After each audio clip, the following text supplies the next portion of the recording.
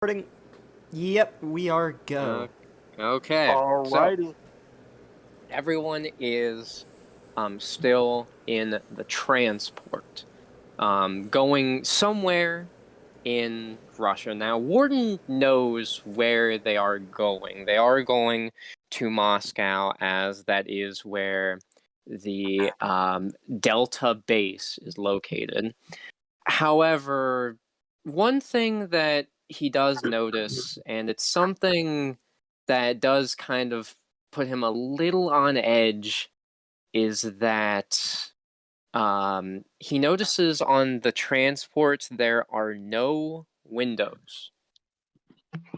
So they cannot see at all where exactly they're going.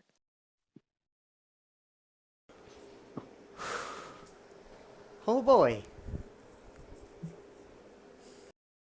And so everyone else, Audrey, Eden, you say what Emma and Alexander are doing. Wow, they are just kind of sitting here in this transport. Alexander be taking a nap.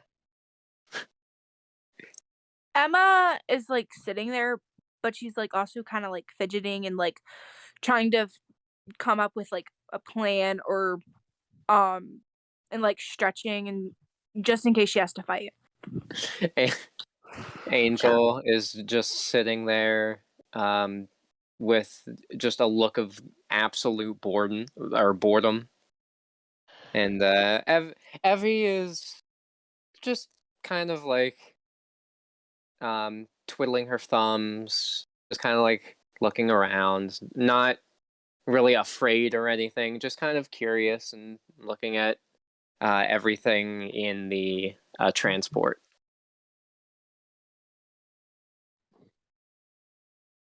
Now, Dan, he's just kind of like lounging back in his seat, which he like leans back, but he hears like the chair kind of make a snapping noise, which is due to his new armor. So he leans back up a bit because he doesn't want to break their chair. So, Smart move. how far out are we from Moscow? And Red Rocket, she's about to say something, but Cobra looks at her, and then she closes her mouth. We're not too much further. Alright. And Tommy, he turns to Warden, and he does notice that Warden is nervous. Mainly because he knows that whenever Warden is nervous, he tends to, for like a split second, just glitch a tiny bit. And this happened when he was a laptop too. Whenever he did get nervous about anything, he would glitch up just a little bit. And of course, he would always just pass it off as, just a glitch that, all computers get. But he knew that this was actually whenever Warden was actually a little stressed. And he turns to Warden. So, what's going on? Well, at least I believe we're going to be taken to their headquarters to be briefed. I see. Given how vague they've been, and the fact that this transport doesn't have any windows on it, it seems like this is a very secretive thing. And he is looking around the transport, and he does notice that Evie has also been looking around, but something that he just noticed is that Evie actually did bring something with her. She brought what looked to be a tiny notebook. And as she is looking around the transport, it does appear that she's actually writing something down in the notebook. after she looks at something.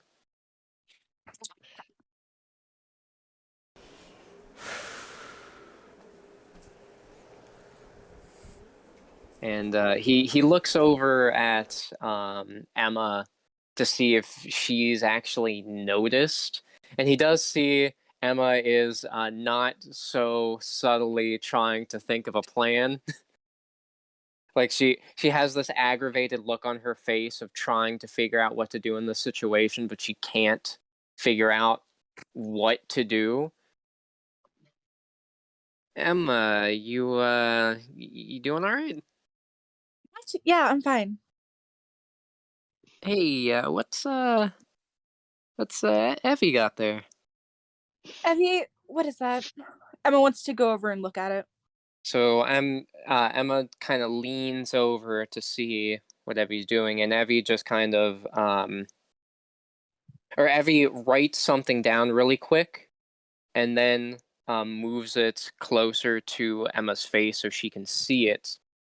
And what she just wrote down is pretend that I'm drawing. Oh, it's just a sketch pad.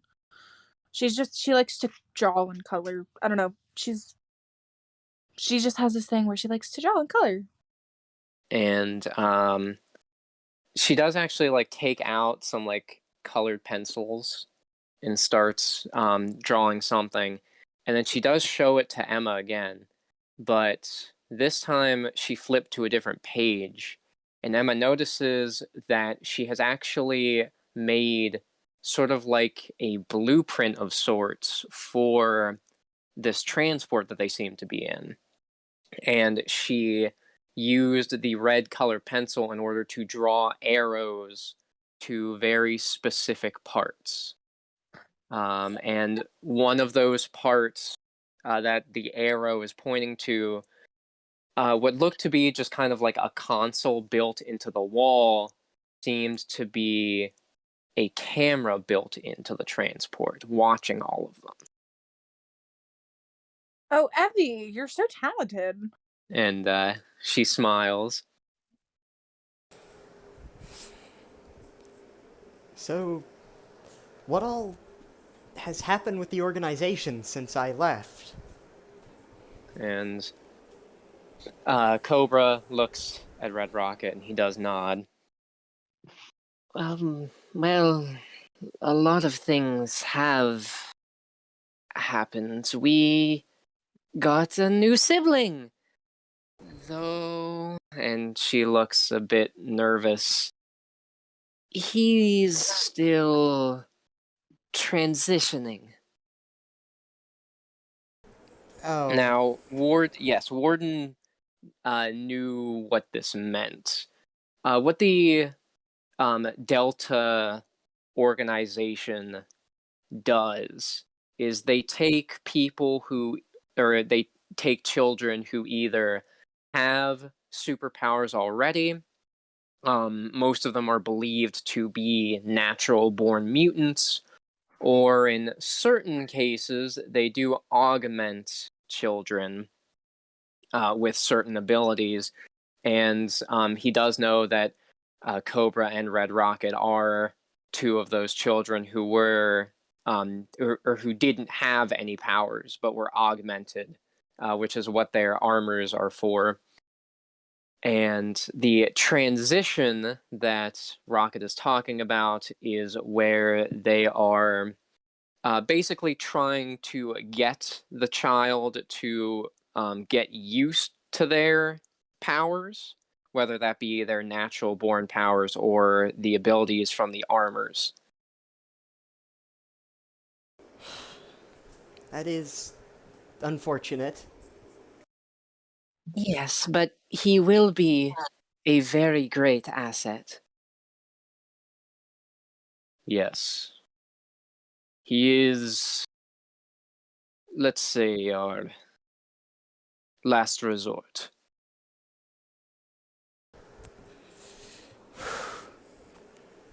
Sounds pretty dangerous.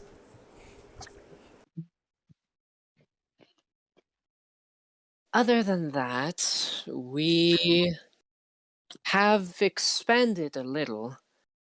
Honestly, we're sort of like celebrities in Moscow now. Oh, that's certainly different. Yes, it's honestly a little embarrassing. And she does act a little awkward while talking about it. Well, trust me, absolutely none of us here, aside from me, have heard of you or know of your organization, so we're completely separated from that.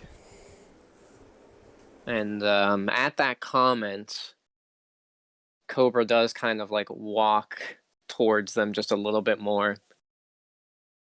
Might I ask why they had to come with you? Well, we've been working together for a while now. I would feel guilty for leaving them behind. I see. And he walked back to where he was. And he does look on like the control console, as there is a light that appears on there. We're arriving soon. Brace yourselves. And Can Warden like inspect his sniper rifle? yes. So Warren does kind of just take out his sniper rifle and he does kind of look through it. And we're going to just kind of flash back to what he was doing at Meccano's lab. He was not just grabbing normal rounds like he said he was. Instead, with all the knowledge that he learned from Seed about his nanomachines, he wanted to see what would happen if he tried combining his own nanomachines with his bullets. Which he's still not sure about the actual result because he hasn't been able to test them yet. But he does have what he is referring to as nanometal bullets. Good lord. Hope this works. And they do, like, it's just completely calm for a moment, and then they feel like the landing. It is a very rough landing. Alexander is thrown out of his seat. Man, I was trying to sleep. So is Dan, who he did also fall asleep himself. Oh, well, are we there? It would appear so. And they all stand up as Cobra does open the door, and him and Rocket leave, and they do lead the way.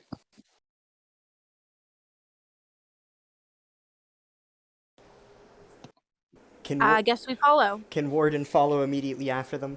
Yes, Warden follows immediately after. Emma. So Evie looks up to Emma and does kind of like glance over to the camera just for a second, and they both get up together and they start walking out. And Angel does notice their behavior, and she glances over at the camera as well. Now, she doesn't immediately leave. Does Alexander leave? So Alexander wants to pull out a shovel and try to hit the camera. Does he want to try to hit the camera? Yes. Okay. Oh god. All right, can you roll, please? Alexander hate camera.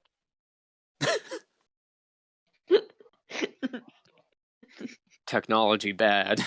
Alexander. Technology bad. reject technology. Reject 16. modernity. Yes. Embrace Middle Ages. So, 16. Alexander, he does take out his shovel because he did.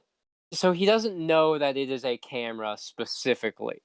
What he does know is that Evie, Emma, and Angel all seem to be hinting that that thing is a threat. So he takes out his shovel and he's about to go up and break it himself. However, he does feel kind of something blocking him.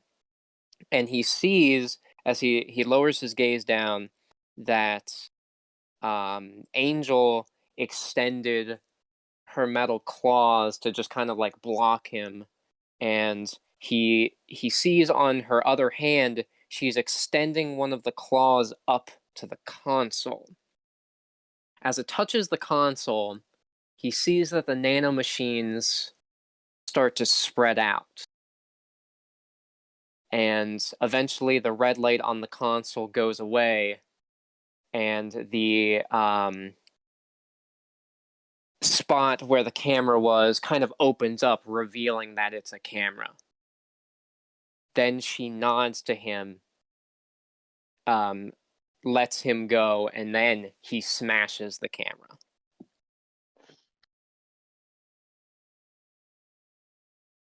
And then he leaves. Yes, he leaves, and then so Dan didn't leave yet, and he was just watching all of that. And he walks up to Angel. So guess we're gonna have to be pretty careful around here, huh? Yes. And they both leave. And as they all exit the transport, they do see that there is a guard standing by with some very heavily powered, or at least from how it looks, a very heavily powered taser waiting right, like waiting as soon as they leave the transport. However, as the group approaches, Cobra and Red Rocket do a salute. The guard does it back and allows everyone to go. And as they all do pass the guard, they do see that they are in, it appears to be some hangar of some sort, and they do see multiple transports strewn about. And the floor is completely metal. Now, something interesting, and Warden does notice this, is this metal seems to be that Creel metal that Seed was in possession of. What is this floor made of? And Rocket does look up at Cobra, and Cobra does nod, and she looks back. This metal, we've been referring to it as terralium. It's some ancient metal that our scientists found. It's not the exact same as the metal that we did find. It was reversed engineered.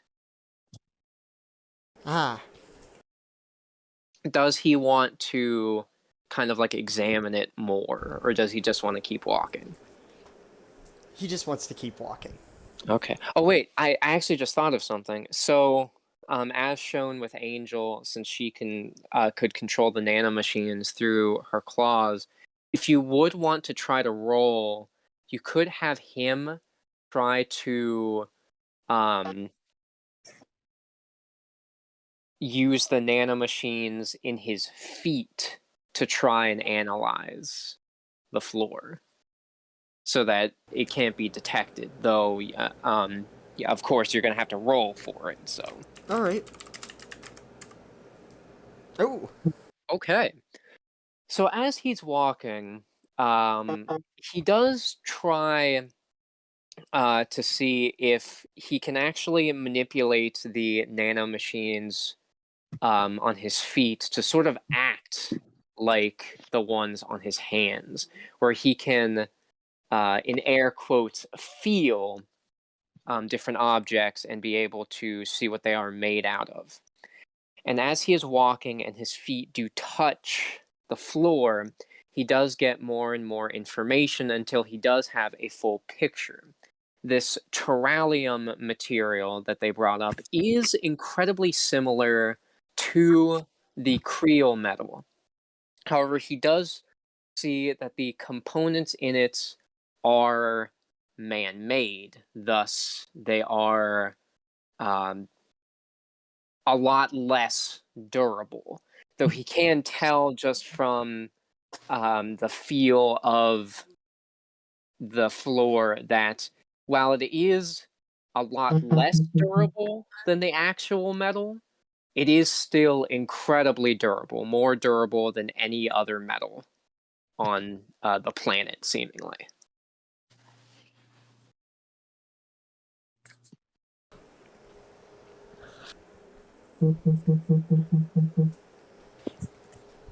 So as they continue walking down the hangar, and they get to an opening with 2 more guards, and Cobra and Rocket do allow everyone to get past. The mechanical door opens up, and they all follow them inside. Now, Warden does remember where they are. This here is the barracks. The reason why it is located so close to the hangar is because as soon as they get done with a mission, they can immediately go to their rooms and rest and or heal from the mission. Or if a mission comes up and they need to go immediately, then they just have to exit their rooms and the hangar is right there.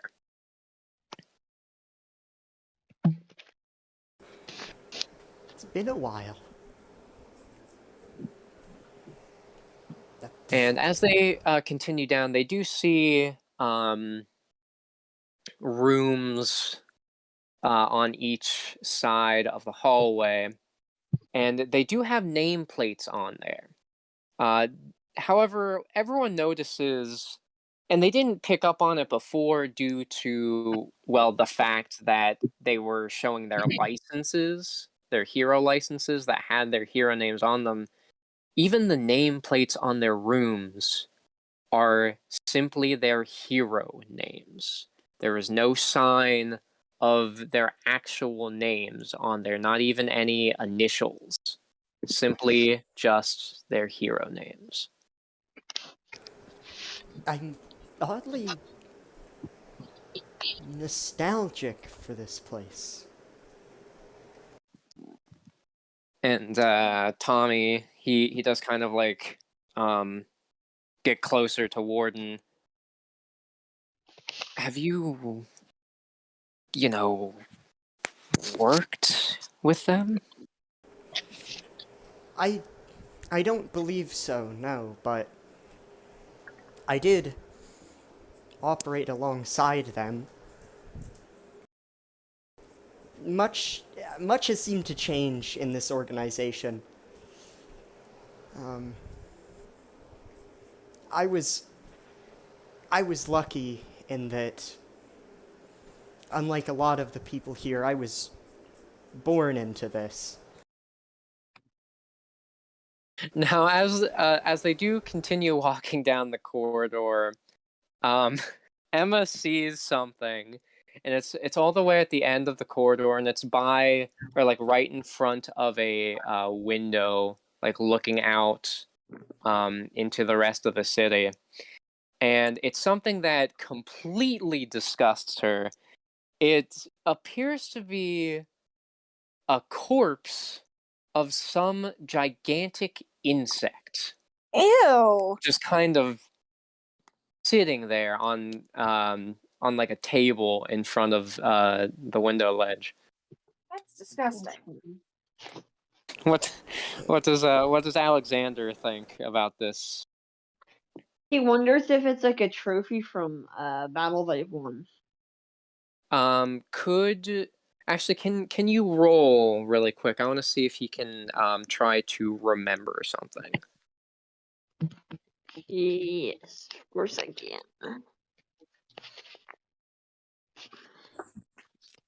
Go to Google real quick. Give me 1 second. All right, that's all right. That is an 8. An 8, okay. I guess that would fall under awareness. Yeah, I'm gonna say that falls under awareness. So, I don't as know if that should do. as Alexander looks at this corpse, a memory suddenly flashes in his head. Now, he isn't quite sure when this happens in terms of his overall life, but it is a flash of a memory from back when he was alive, or, well, alive the first time. The first time. Where it's a very short memory of him and Robert side by side fighting creatures very similar looking to that.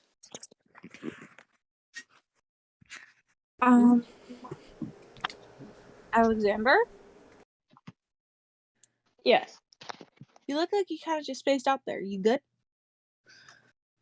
Yeah, just a little memory. The names. Wait. Oh, frick. What? I can't make that realization yet. Crap. Okay. I don't even know if that's the right people. Okay.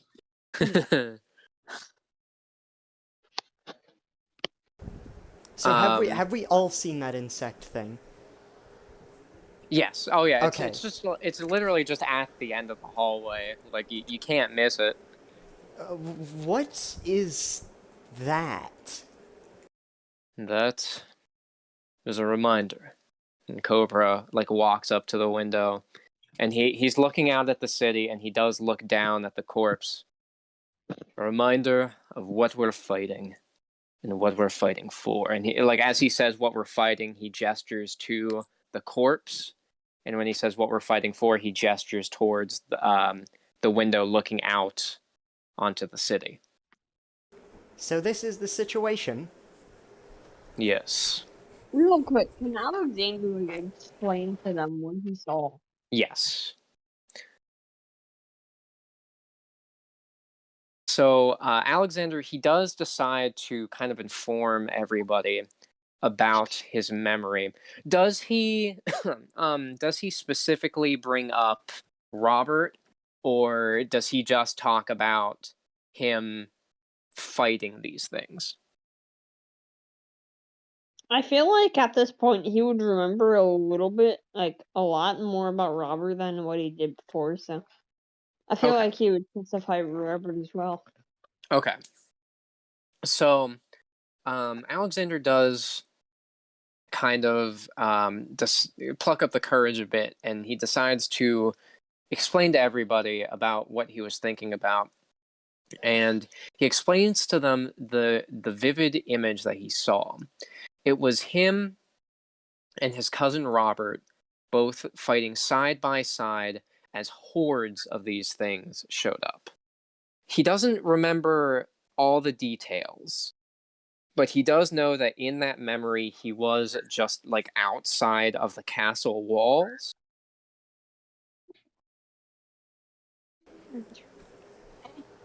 So this is a very ancient threat. And Cobra and Rocket look surprised. You've fought them before.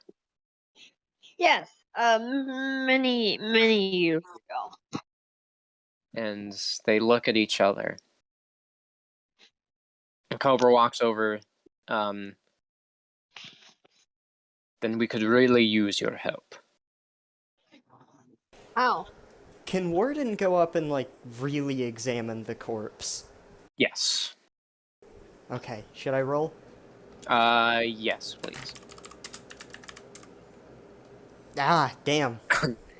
Now, just remember, we all do have one inspiration, so... I don't know if you want to use it now, but... I think I'll save it. I have a ridiculously high intelligence modifier anyways. That is true, So, Warden walks up, and he does look at this creature. This creature looks incredibly alien to him at first, and he honestly does, at first, believe this might possibly be some remnants left by the Creel.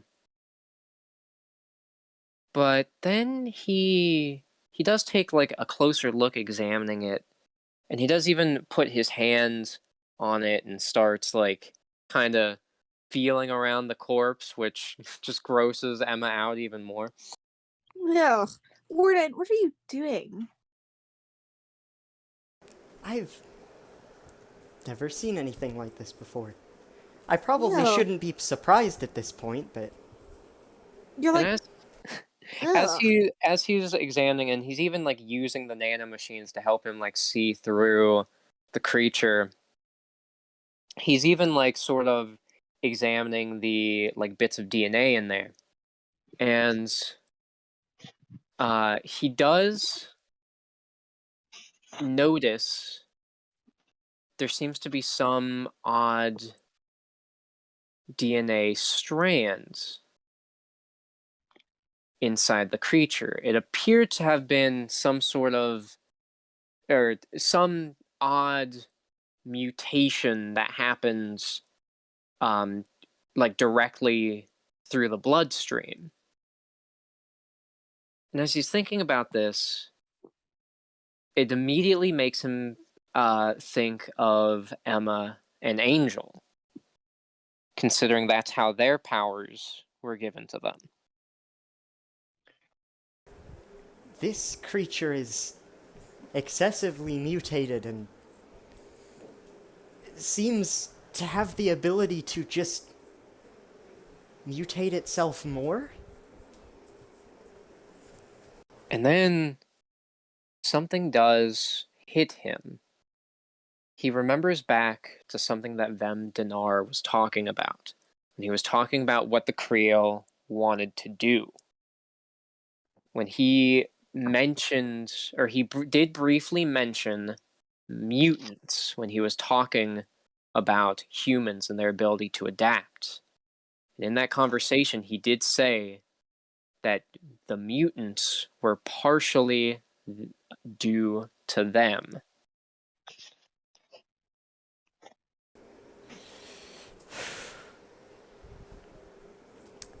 This is bad, I feel.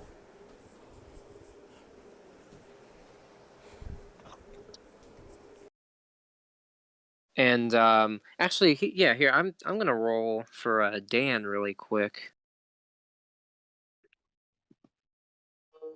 Yes. Okay. Now Dan, he hears about what Warden was saying, and he does, and he's been thinking about Alexander's story, and then he remembers something. Wait, I know about these things. They were referred to as Mutos. Yeah, Mutos. They've been seen, well, throughout many stages of history. It seems they've been a threat for that entire time as well. Yes, and every single part of history they were in, they were always part of some battle. I do know some have even said that they were here when the world began, but, well, I mean, you can't really prove that. Well, what kind of threat do they currently pose? They've already taken out 3 cities. Oh, Their numbers always seem to increase. That's why Warhead was being created. And when he does say Warhead, Rocket does elaborate. Warhead is our newest sibling.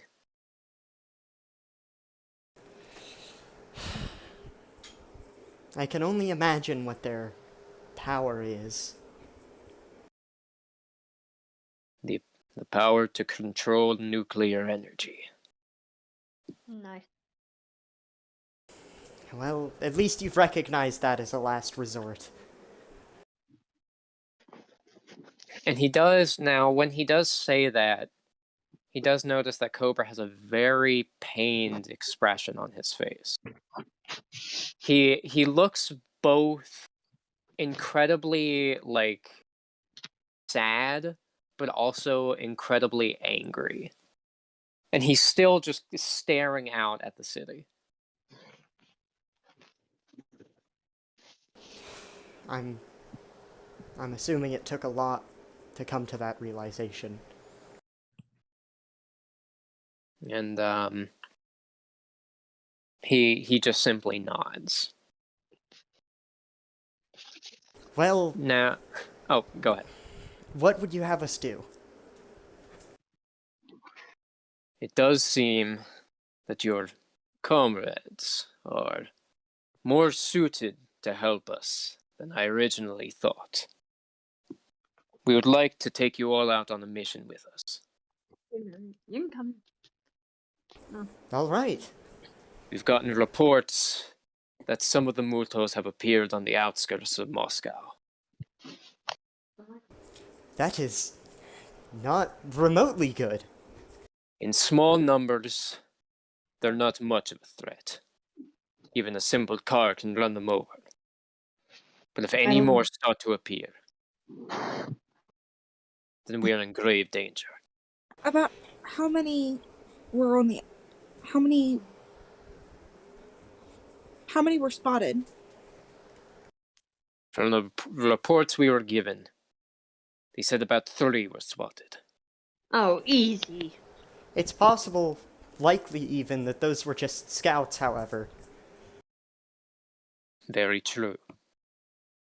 Okay, Angel, have you ever been in battle? And she thinks back. No, I was never actually put into battle.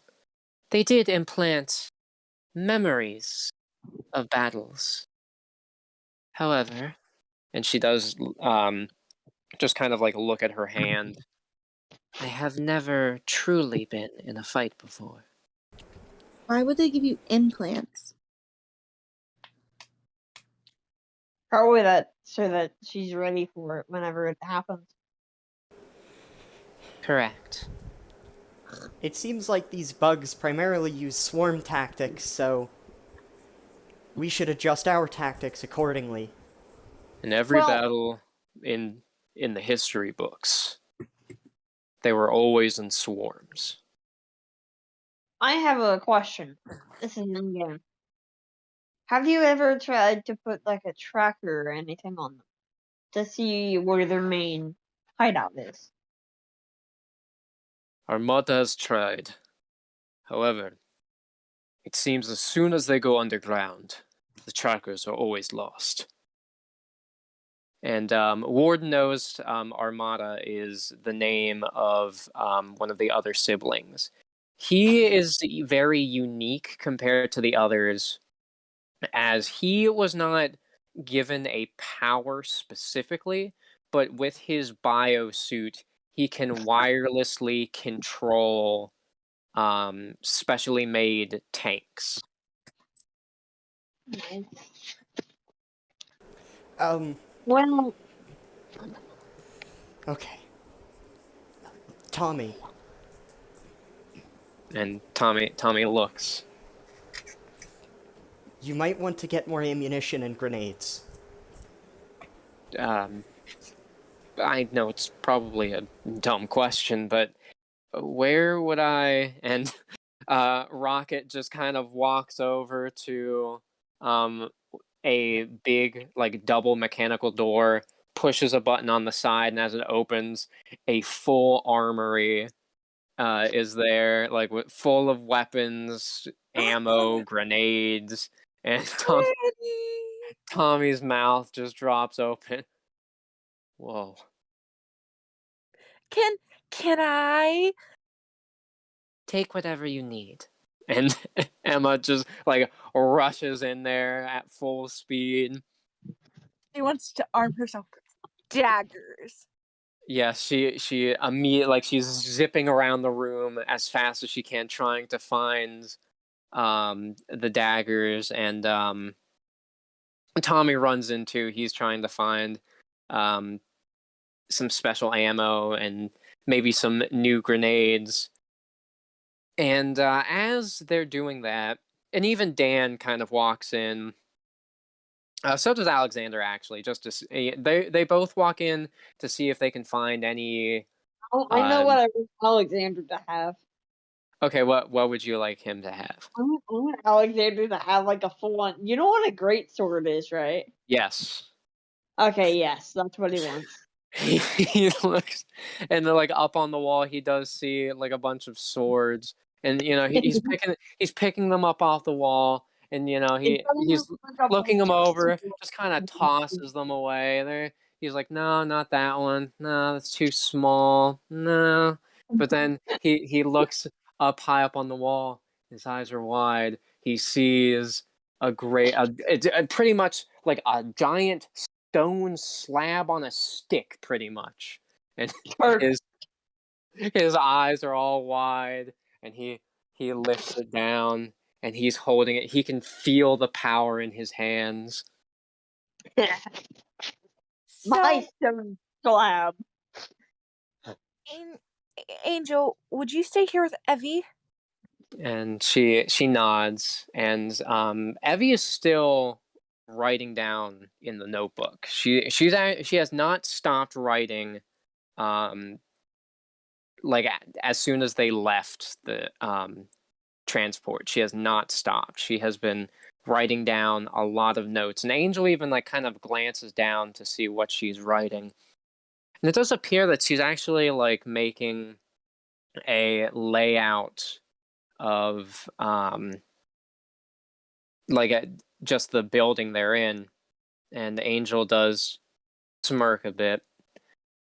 And as Warden sees all the weapons, and he does look at the corpse, Xiphius is off somewhere doing something, and I know he's being repaired by Meccano. he's talking to a cat. Okay, that works. What? Blue's going through therapy. Blue's also talking. They're talking to the same cat.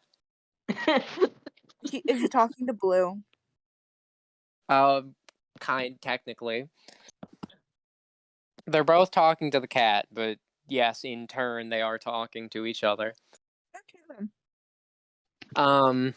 So, as Warden sees all the weapons, he sees the corpse laying there, a sad realization hits him, and he's not sure if this is something that he truly did know all along and he was just kind of trying to suppress, or if he's just realizing it now. But the lives of these people are incredibly sad. They literally go out, fight these monsters every day, just to come back, maybe get some rest, just to go out and fight and kill more monsters.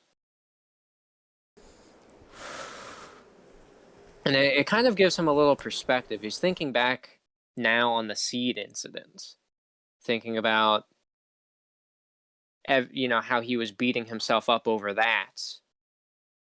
And this is kind of giving him some really big perspective on how Yeah, no, they have it way worse. Do we know anything about, well, how these creatures function on a large scale? And Cobra, he does like kind of push a button on his shoulder pad, and a hologram appears. And it is like a video playback, and he is just demonstrating. Once a few mutos come out, and as you say, most likely they are scouting. They will briefly go underground before the full swarm appears. As soon as the swarm appears, they attack. There does not seem to be any stop. That is until the very end, and he does like kind of skip through the recording until the very end, and Warden can see, even though it is fast forwarded, the town quickly getting demolished by these things.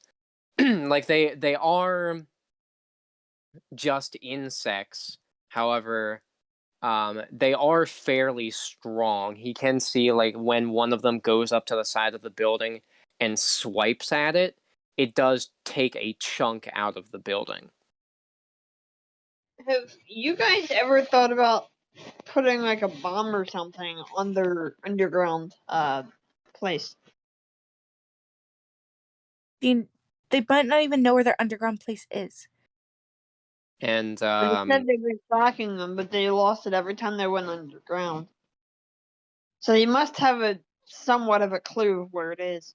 Cobra he stays quiet, but Warden does notice that pained expression does come back on his face when Alexander says that. Did you guys lose people trying to do that? He still doesn't answer. I think I should bring some... What is the most powerful explosive you have? Not weapon, but a bomb of some kind. And he looks over to Rocket, and she goes into the armory, and she places her hand on a scanner at the far end of the room, and the door opens up, and they all do kind of look in, and they do see that it is one of those disintegration bombs. How'd you get a hold of one of those? I don't think that will work for the idea I have in mind. Which is your idea, Warden? I'm thinking that perhaps to buy us some time, or even potentially seal them in, once we see where the swarm is coming from, we can place those explosives and cause an artificial cave-in. That's my work. That might take sacrifice of lives, though. Not if I can get one of my drones to do it. True. And as they say this, Cobra does come up with an idea. Armada's tanks are built specifically with different types of ammo. He does have some explosive tank rounds. They should serve for what you need. Then we'll just have to make sure that he can actually hit his target. And we'll Trust have to me. find the target first. He can hit his target. All right. Now, as they do start leaving the armory, two of the barracks rooms open, and they do see a young man and a young woman exit those rooms. Ah, what a great nap. Oh, I see you're back already. And they look, and there indeed is Armada and Storm, the last two members of Justice Team Delta.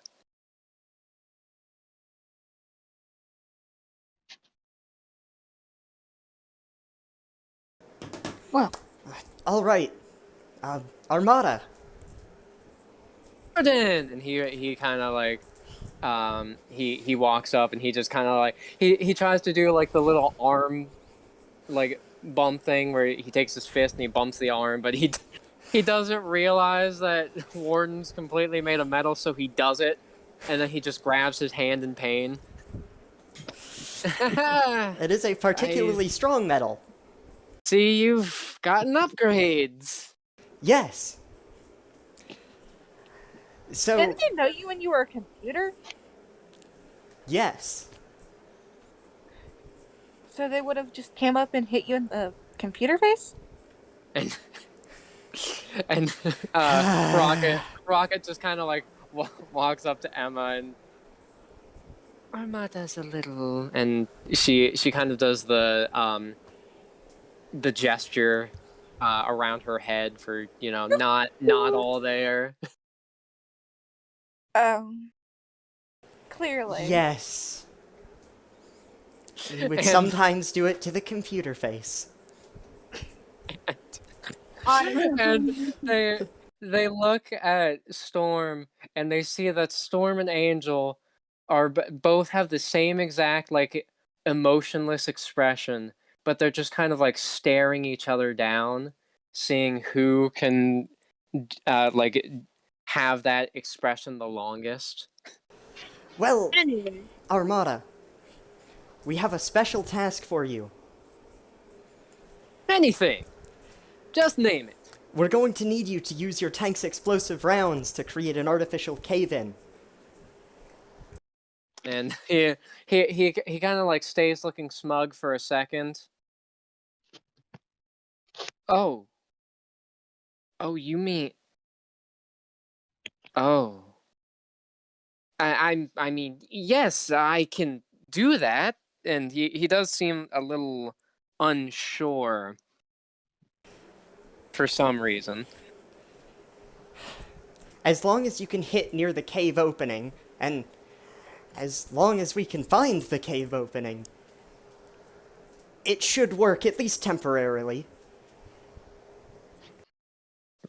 Well, of course. I mean, I'm the best shot around, and Warden, if Sure. they're not telling you everything, Storm just kind of shakes her head.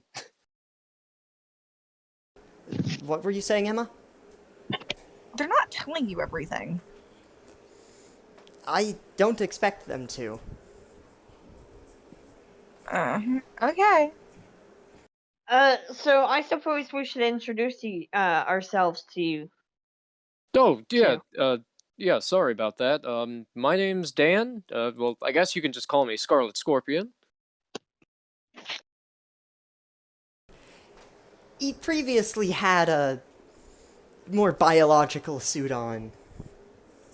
And Armada is like kind of examining his new suit. Oh, and even spiked gauntlet attachments. I think we should add those to my tanks. Do you think we should add those to my tanks? No.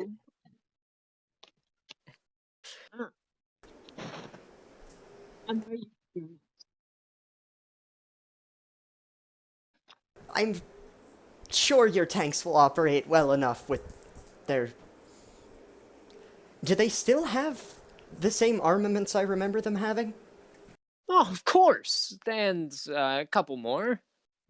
Ah, a couple. And Rocket's just kind of like laughing a bit at that. I will assume that a couple is an understatement. Very. And Tommy walks up. Call me Atari. What? Oh, Oh, that's right. I never did tell you my new name, did I? Since when did that? Where did that come from? Oh, well, that's my new hero name. After I got trained up and everything, I wanted to abandon the old geekster to show my my improvements. Not geekiness. Though Okay. Atari doesn't have any powers or mutations or augmentations, he is very capable. We'll see about that. Oh, Lord. I am Alex. That is all of the introduction I think I It's very nice to meet you. need. I'm Emma. Out of costume. In costume, I'm Nyx. Also, I just realized, why are they speaking English? Because they know how to speak English. I It's think just they they they're- want they're- they originally knew that Warden was going to be speaking English, so yes. they were Yeah, prepared to speak it. Yeah, they know how to speak English. Well, okay, except for Storm, which is why Storm has not spoken yet. I had no idea what's going on. And then that's Evie. And Evie just kind of tries to put on a very innocent smile, She's my sister. and Storm is kind of glaring down at Evie, but then Angel walks up to kind of break the gaze. That's also my sister. Twin. And Angel actually seemed a little surprised as she said that, but then the surprised look went away very quickly. Yes, you may call me Angel. And she does glare back at Storm.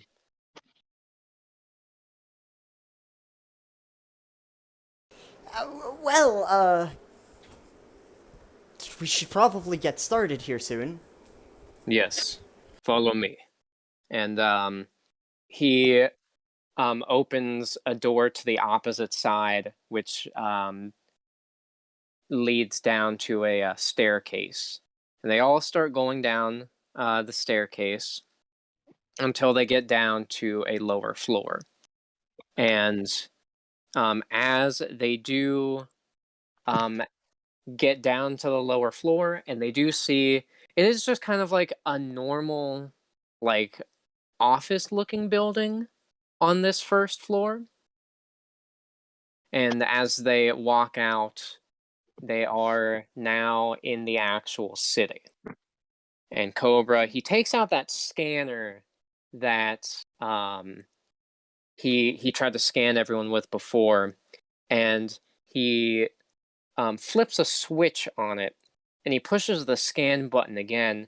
However, instead of simply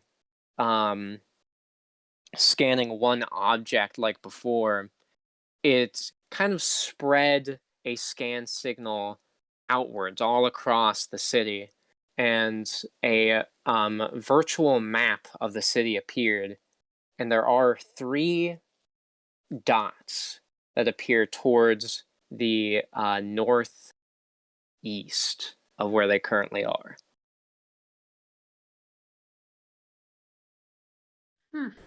Is that where we're headed? Yes. And he starts leading everyone. Now, as they all do begin to follow, they notice that it's fairly quiet here, a little too quiet. Now, Warden is the only one who's ever been here before, and he obviously knows it's not supposed to be this quiet, but even the others feel as though this is very eerie, just kind of walking down these streets. They don't see anybody walking around. Has the city been evacuated? No. Damn it. Where is everyone? They've been told to stay inside.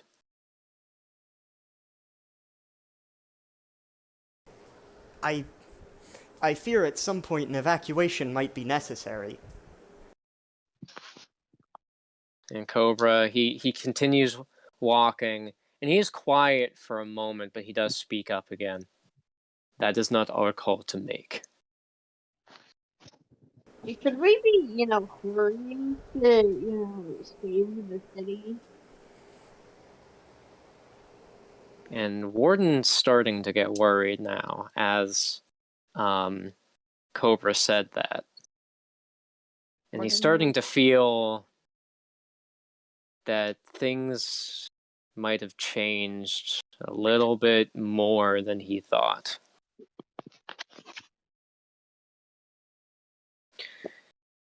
Actually, I'm going to roll for Tommy here. I want to see if he can try to piece together what's been going on. Oh my god. Wow. Okay. So as they're walking, and Tommy heard all this, he actually picked up on those pained expressions that Cobra had when they brought up the bombing plan. And he also thought about what he said about Warhammer, and then Tommy just stops. Nuclear energy. That's your plan, isn't it? You're going to make a hole, and you're going to put that warhead thing down there, and you're just going to nuke the place, aren't you?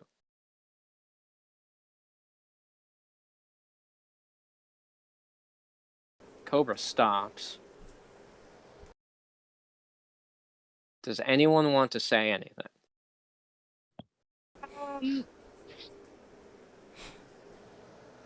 Tommy, what are you... Warden? Please. Please tell me this isn't the case. And Rocket... Now, Cobra does not say anything. Rocket turns around. Cobra does glare back at her, but this time she actually does speak up. It's the only thing we haven't tried. Then at the very least, That is we have to evacuate the city. There's no time. Why? We have to. Alexander wants to go on fucking Super Saiyan again. Okay, so Wait, Alexander's starting to get just really pissed at this. Let me do it. Let me do it. I could do it And- with my speed. And Tommy was still thinking, you said they took out 3 cities already. Were those cities populated? They were, weren't they? You didn't keep them in their homes to protect them. You're using them as bait.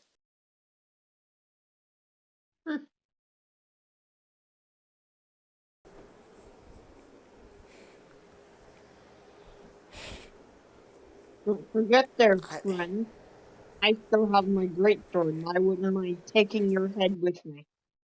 And our Armada and Snow are looking pretty serious. Okay, let's all try to calm down just a little bit. Only calm down when you're about to commit murder. Mass genocide. One city. Just one more city. And then they'll all be gone. It's innocence. Children. Even if the ends in this case justify the means, how do you guarantee the ends?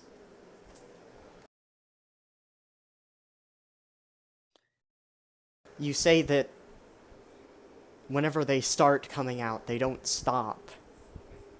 That you've not managed to get any kind of a census on how many there are.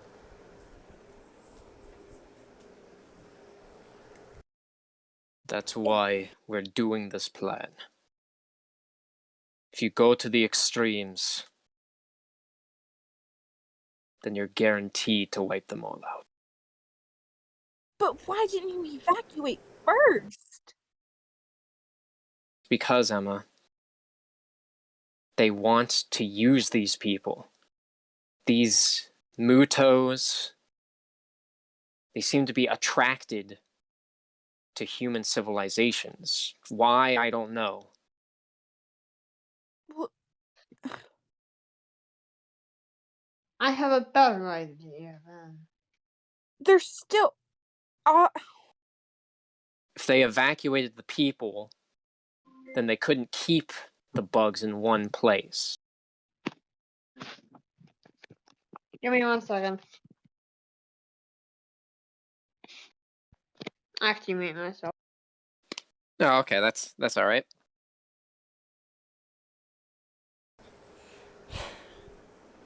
But in any case, we can...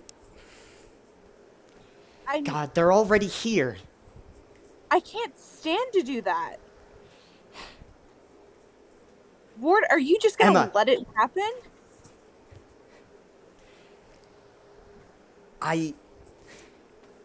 It's a city. It's They've complete already chaos. not evacuated. Do you think you can get people out of here? Yes. Please, for the love of God, try. Me and Angel can try. Oh boy, okay. Alright. The rest of us can handle the swarm. Okay, I want What me did I and miss? Angel and Angel and Ebby to try to do it. Wait, Oh. what did I miss? That sounds like a Oh good idea. boy, okay. Okay, give me just 1 second here. This is getting juicy, okay. Oh yeah. What did I miss when I was talking to my father?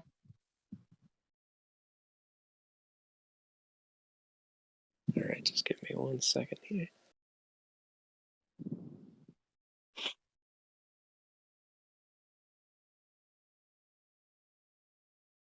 I suppose we can argue about the morality of the situation after we've cleaned it up. And I would think so. Cobra, he does turn around. He does look very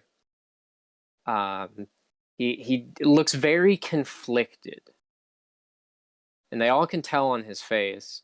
He looks half angry at them, but also angry at just the situation itself. And Dan walks up. Listen, I know that you might have tried a lot, but we're here now. At least let us try our plan. Now, Cobra, he looks over to the other Delta members. And Rocket looks very worried. Now, Cobra knows what she's worried about. She's not worried about the people necessarily. She's worried about having to fight us, if need be. He looks over at Armada, who he also has a worried look, but it's also a look of determination. Like he doesn't want to have to fight us, but he will. And then there is Storm. She's already got like a ball of ice in her hand. She's just waiting for the signal. Cobra looks back at Dan. You have until the swarm appears. If the swarm starts to break out, then we're going with our plan. And no matter what, I'll still try to evacuate. Where should I evacuate them to, Warden? There should be some functioning metros within the city that lead out of it. A train station would be preferable because it's above ground, but the metros might be able to get people out faster. Now, actually, as he says that, Angel has an idea. Angel kind of like goes into herself for a moment, and she actually goes into the nanomachines. And she specifically tries to connect to the transport, the one that she hacked into. And as she does think soon enough, one of the transports from the hangar shoots out and lands right down in front of them. What the fuck? Oh yeah, she did that. We can bring them in here. Okay. Evie, your job will be to keep them calm and to create an alternate escape plan. And she nods. She like takes out her pen, takes out her notebook. She's already like starting to jot down a plan as she's like getting ready to help calm everyone down. Wait, guys, I have Can- an idea. Warden, I'll try. But try. Thank you. Try to figure out a way to send word if you think your guys' plan will fail. If that's the case, we'll try to move 10 times faster. Can I Warden have walk an up to idea. Cobra? Really quick. Is this actually Alexander saying he has an idea? Yes. Okay. Oh, what's your What's idea? up, Alexander? If those three are just scouts, if they never return to base, we might have a little bit more time. And as soon as Tommy hears that, he looks. Hang on, I gotta roll for him again. I gotta see if he can remember the map. Jeez, okay. So Tommy has already like mentally memorized the map, like the location of those dots on that map. So he just starts booking it. Wait, Tommy. Where's Tommy going? He's going to eliminate the scouts. Oh. Alexander wants to follow. Alexander follows, and Dan, wait up, and Dan starts running as well. Okay. Not- Warden, contact. You have the phone. You have your phone. That. I am the phone. Whoa, you are the phone. Message me. I am the phone. Okay. We'll do our best. And I'll let you know we're gonna work from the farthest, and yeah, we'll go. Avoid the areas with this is out of there. You should probably avoid the areas where the dots are. Emma just wants to like glare at Storm. So yeah, Emma's glaring at Storm, and Storm glares back. And so Angel does not like that. So what Angel does is, she's flying up towards the sky, about to rocket off to get people. However, she throws like one of the sharp feathers from one of her wings right like it just about hits Storm, but it doesn't. And then she flies off, and Emma wants to make sure. Emma wants to get into her Nick's costume. okay, Emma quickly like does that in an instant and starts running off. Now, as everyone else breaks off, it's just Warden with the Delta members. I understand that there is going to be a lot of tension between us, but that is absolutely not because we have different goals, just different ways of getting to those goals. And Cobra does take a deep sigh or a deep breath in. I know. And he turns to the other members. Rocket, Storm, You go after those two and make sure that they can help get everyone evacuated. Armada, you go down with them with your tanks to take out the scouts and any other Mutos that might appear. And he looks to Warden.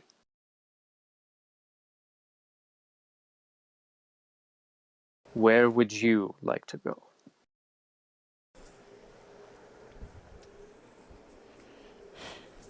Well, where are you going? And he kind of looks up towards the sky, and he takes a sword out of a sheath on his back, and he plants it in the ground. I've made peace with my decision. I will wait here. And if it does appear that there's no other way, then I will execute my plan.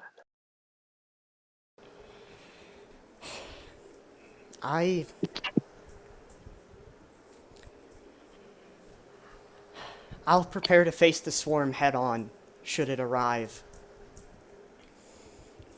I'll try to buy everyone else some time.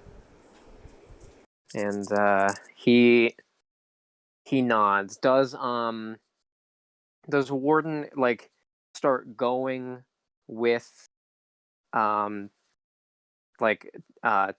group by the storm, or does he just stay there with Cobra while he sets up?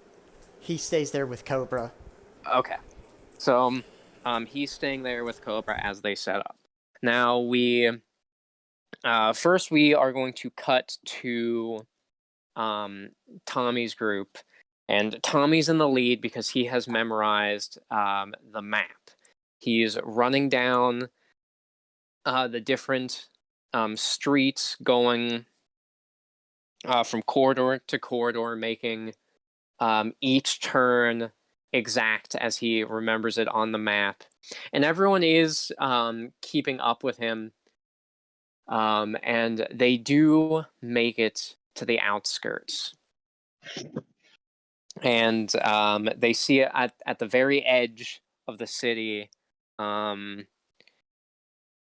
They do see two of the Mutos, and they do appear to be like looking around, and their antennae are twitching around the areas, and they even like start touching buildings and certain objects like garbage cans with their antenna.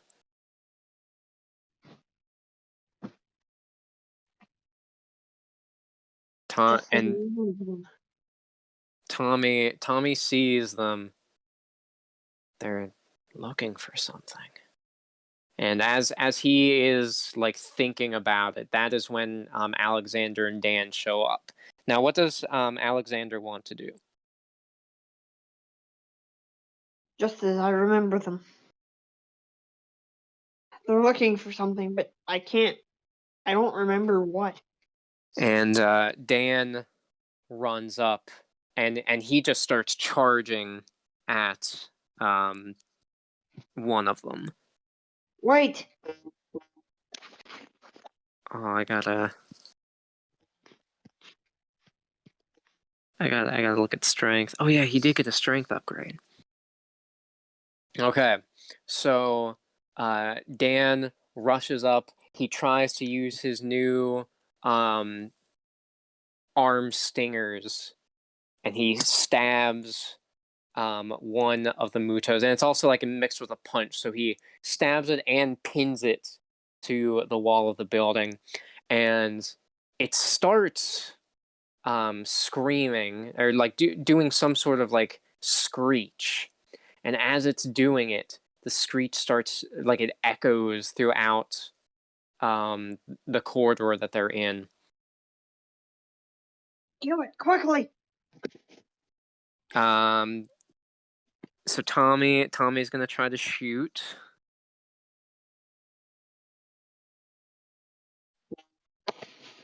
So Tommy, he doesn't want to try to hit Dan, so it's a bit difficult. But he does fire some rounds into the Muto, and it is dead. Now, after the screech, the other Muto is trying to scurry away somewhere. What does Alexander want to do? He runs after it. So Alexander's running after it, and as he gets closer to it, he sees that it might already be too late. He sees like the end of another Muto, the third one, crawling back down into a hole. And another memory does hit him. He remembers back before the Mutos actually appeared, a similar situation. He was in like the main town by the castle. He was walking around and he saw these things. And at first he didn't think much of them. He thought they might just be some strange new insect creatures. However, as soon as they did enter, or as soon as they did notice his approach, they scurried back into their hole. And when they did that, not too long after is when the swarm appeared. Guys, we might want to run back. So does he want to run back, or do you want to try to do a magic blast into the hole to try to kill that Muto that actually got in?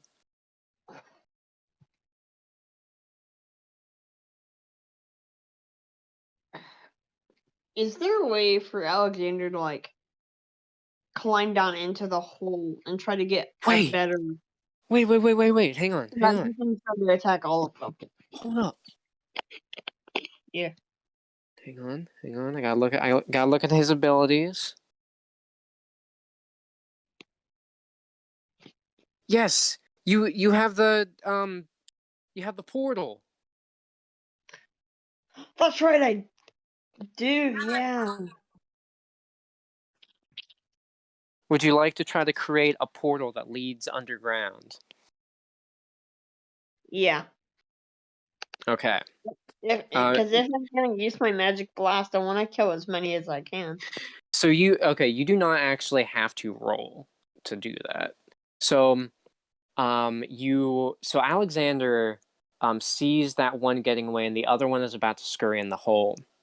And he does think, if I get down there and I can take them out before they reach the rest of the hive, then I can stop this. He creates a portal on the ground and leaps in it. And he does find himself in like a small tunnel. And he does see that this tunnel seems to be dug by one of the Mutos. Does he try to crawl through the tunnel? Yes. So he's on like all fours right now. So he's crawling through this tunnel, and he does see like that other one that got away from him just got underground. Now he can try to kill it, or he can try to follow it. He wants to follow it. Okay. So he does wait for it to just kind of like scurry off a little bit to get ahead of him so that he doesn't attract its attention. And he starts crawling after it. Now, as he is crawling, he does hear like a noise, and it starts getting louder and louder as he keeps crawling. And then he sees that the tunnel just kind of ends with a drop. Does he go down the drop, or does he just look down the drop? He looks down. Okay. He tries to look down, and it is very difficult to see, actually. I'm going to have you roll really quick. Yeah, I was gonna say, could he use his magic sense? Oh, yeah. Yeah, you can, do that. Yeah, roll for the magic sense. to see if he can just sense what's down there. Oh yeah, 11. Okay. So For the- he like, and his hands are already on the ground, so he just has to use the magic sense. So he uses the magic sense, and he's terrified for two reasons. One, he knows he was not able to scan the entire area because after that drop is like a gigantic chasm down there. And it's so big he can tell he didn't actually scan up to the end of it. And the other reason he is afraid is because he could sense the Mutos that were in the part of the chasm that he could actually sense. And there were hundreds down there. He knew that even at his strongest, like if he did the strongest magic blast he could, there's no way it could kill all of them. He might be able to kill a good chunk of them, sure, but all of them, definitely not. And actually, he did sense what appeared to be one Muto that was incredibly larger than the others.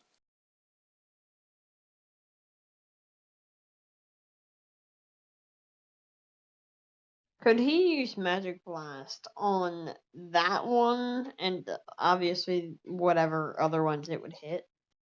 Yes, you are going to have to roll for this. Yes. Let me use my trusty Google.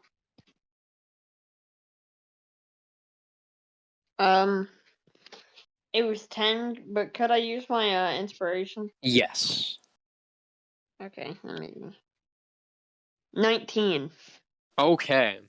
So he starts charging up the magic blast, and he does, like, to get himself more amped up, he thinks back to what Cobra and the rest of Team Delta want to do, and that And gets him, like, Robert and like all of like his past and stuff, yeah. yes, and his hair does go red once more. His eyes turn yellow. A magic blast forms in his hand, and he fires it down.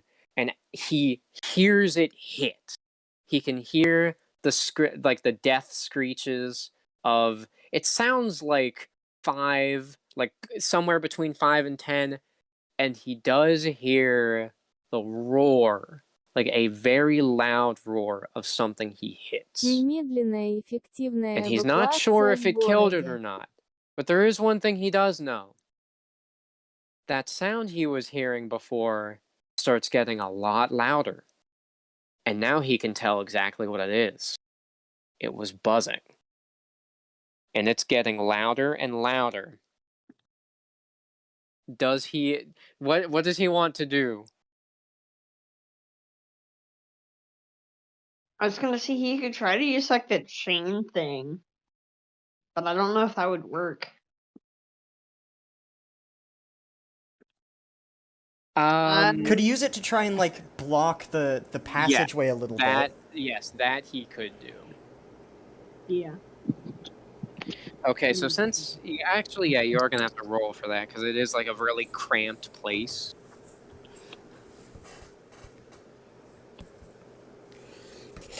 That is a 10.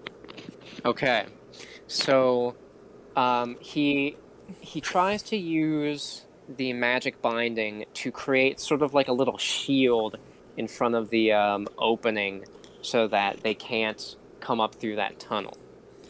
And he does make like like it is small enough to fit in like the little hole. However, and he can actually see through like the magic binding. He sees that most of the swarm is just going straight up. And he can see that their legs, which are sort of shaped like claws, are digging up, like just straight up through the dirt. And one of the Mutos does go up to right where the tunnel is, and starts touching the magic binding. Now, something interesting happens. As it touches the magic binding, the magic binding gets slightly weaker, and the Muto starts to screech again, and then he remembers. The reasons the Mutos were attacking before in his kingdom was because they were after people that had these certain like special abilities. One of those abilities being magic, because he remembers that the Mutos were specifically after Robert. I feel like that'd make him more pissed. So we cut back up, and Tommy and Dan, like they're looking at the portal because they didn't want to go in because they wanted to see what Alexander's plan was here, and they feel the ground starting to rumble. And as they look, the ground bursts open, and like a flood of these things start flying out. Oh shit. Now we cut to Emma and Angel as they are flying through the streets, like going up to every single building and trying to instruct the people to get out. I just had an idea. Oh my god. Is an idea you want to tell right now, or do you want to wait? I'll wait until you cut back to Warden and Cobra. Okay. Actually, Audrey, are you able to roll? No, because I don't have my laptop. Gotcha. Okay, then I will roll. I'm going to roll dexterity for you and Angel. Okay. Okay. If you're wondering, my ringtone is Megalovania. See, now, I can highly respect that. Oh my Because goodness. if you hear it, I want you to know what it is. Yeah, we just out of nowhere just da da da da. Yeah, that's no, Corey got it right. It's and then that's it. Yes. Yeah, Okay. every time there's a DM or something and you guys hear it, So, they are flying around as fast as they can, trying to get people out of their homes and getting them to the transport. And it is proving to be more difficult than either of them had actually thought. They were going as fast as they could, but they not only had to convince people to get out of their homes, well, some of them they didn't convince, they just kind of took. And they would bring back to the transport, and Evie would like get them to go inside, and so would Cobra, since the transport's right there. Cobra would like show them his badge in order to get them inside. But they hear or they feel the rumbling, and they start seeing Oh my goodness. like floods of like multiple floods of the Mutos breaking out from the ground. Oh my goodness, what happened? And as like some Mutos from a swarm start going towards Angel and Emma, they see that a quick like blast of freezing air blows past the Mutos, completely freezing them, and they fall on the ground and shatter. And there I was gonna say, be cool to have Alexander be riding on one of them. there they do see Storm, who followed, and Rocket shows up as well, and she does have some civilians with her. We have to keep moving. Come on! And she like blast off with the civilians. And Evacuate that car. Evacuate. and Maybe so Emma does start like rushing off to help like evacuate. And Angel looks to Storm, and Storm still has that untrusting glare, but they do like separate and start helping the rest of the civilians. And now we do cut back to Warden and Cobra. Now Cobra is like helping the civilians get into the transport, but he does see the ground breaking and all the swarms coming out. I need to send a louder message. And Wait. he can tell that Cobra is starting to get agitated, and he can tell. Is there any way for me to gain access to loudspeakers or radio stations or television stations? And Cobra does kind of like march up towards Warden. Your plan has failed thus far. But civilians are being saved. And he does. Okay, I need you to roll here. This is a very pivotal roll.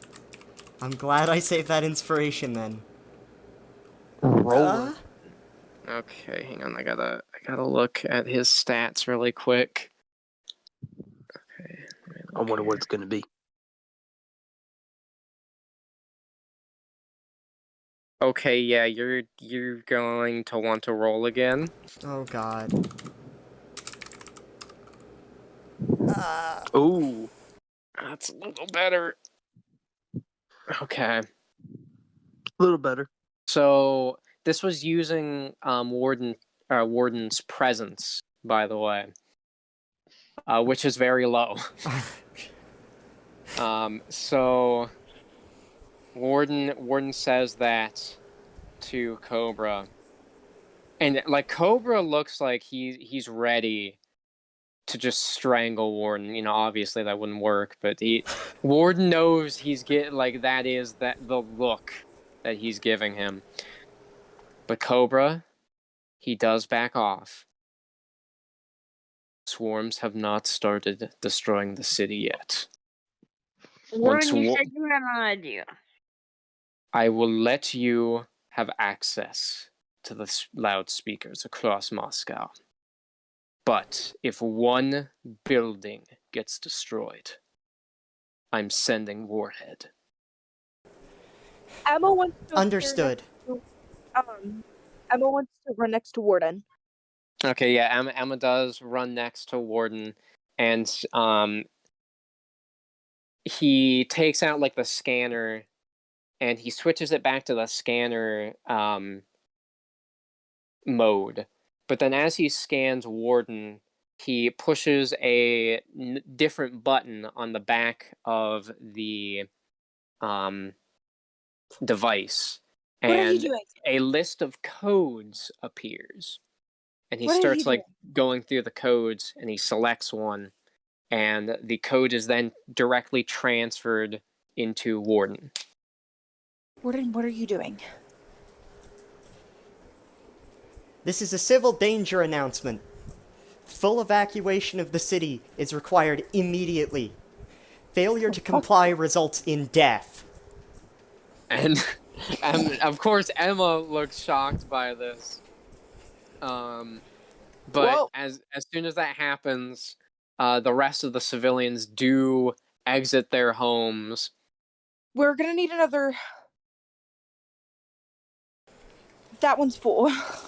And Angel does arrive with her claws out, and 2 more of the transports land.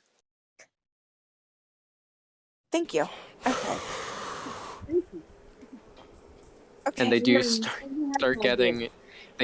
getting the civilians. Now, we cut back to Dan, Tommy, and Armada. Armada just caught up to them in his tank, and the other tanks show up with it. So he has like this gigantic, specially fortified tank, and it is made out of the terralium. While the other 4 tanks with him are just kind of like regular army tanks, and they do start firing at the swarm, and Dan and Tommy are both trying to fight the swarm off. However, a new Muto does come up from the hole. However, they see that Alexander is actually on top of it. My man. Alexander, what? How are you doing that? You remember, me and my cousin used to fight these things. And I want him to, like, put his sword inside the Muto's head. Okay, yeah, so he does do that, and the Muto does fall, and he gets like he hops down, It's off. and our Armada he starts talking through one of the speakers. Now that was cool, but that's not going to get rid of all of these.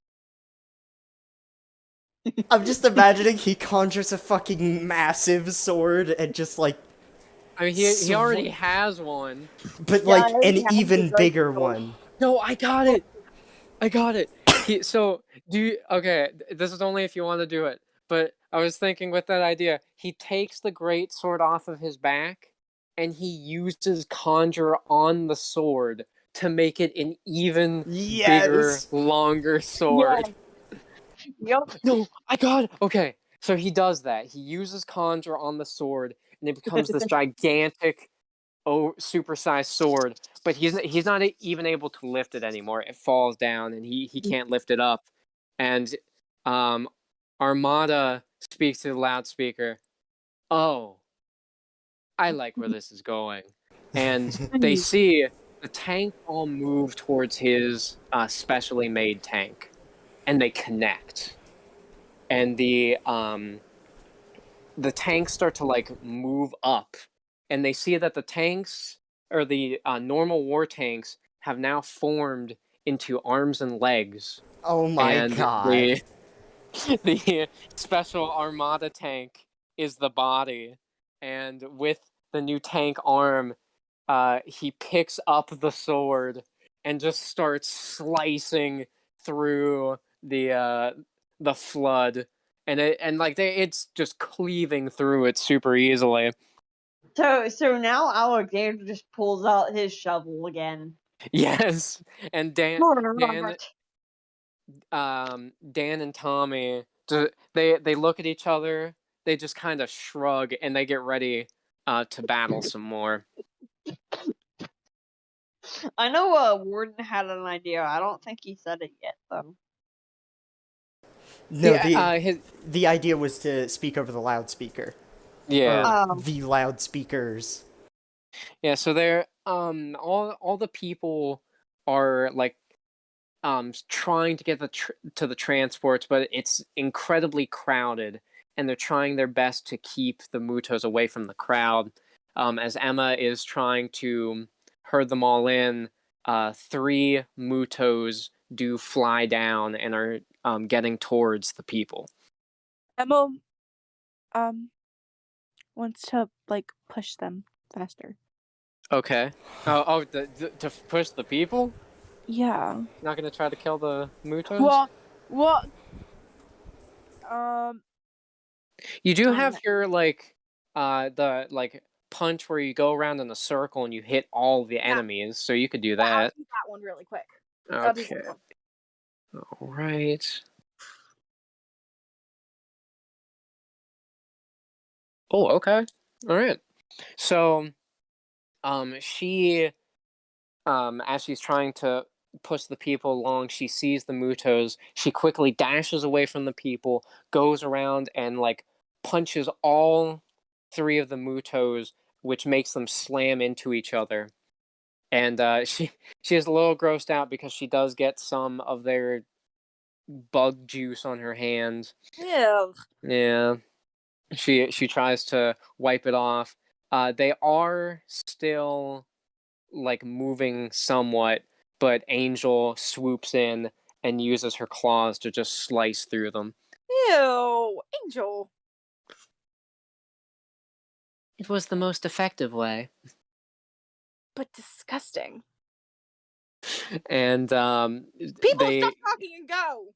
they continue trying to push the people Emma, along. did you not hear what I made Alexander do? Well, she doesn't know that Yeah. that he did that. I was talking out of game. Oh. Yeah, so like I wasn't gonna do commentary then, but like ugh. So, yeah, this battle's going on, and Cobra is seeing all the people trying to get into the transports, but he's seeing the amount of the Mutos coming out. And he looks at Warden, and he sees that Warden is trying to do everything he can. Warden is still determined that they can do this without having any casualties. I want Warden to take out his sniper rifle and line all of his drones like beside him, and to just lay in to one of the incoming swarms. Okay, yes. Can you roll for that? What would that be Actually, again? I guess that would be a 60-20, because it would be for all 5 drones plus Warden. Ooh. Okay, alright. So, Warden takes out his sniper rifle, and he summons his drones, and they all start firing. Now, his drones do not have the nanometal bullets, only his sniper rifle does.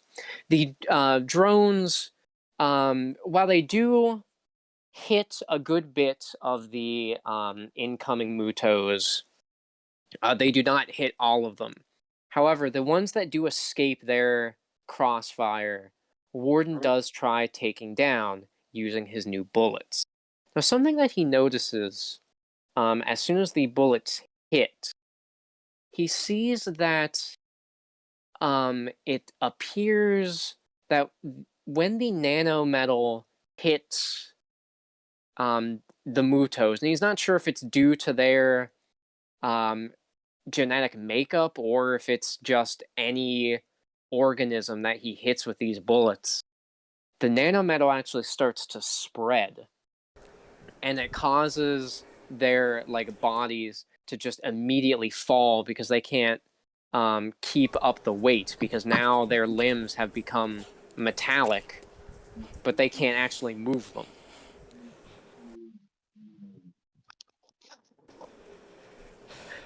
Does this give Warden any ideas? Wait, so they're made of the metal now? What, the bullets? No, Or the Mutos? The Mutos. So, like, they get shot with the bullets, and they are dead. Like, they do die from the bullet hitting, but the bullet does, like, encase their bodies in metal, yes. Okay. Yes, I think he does get some kind of idea. Okay. I'm- Would you like to roll intelligence check for that idea? I think so. I think so. Okay. Okay, yep, and super high intelligence. All right.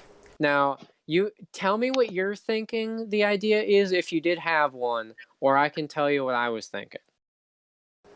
Well, I was thinking he could either try to fire at some of the Mutas in the middle of the swarm to make it harder for them to kind of like get around, or try to interface with the the nanometal that the mutas are now made out of.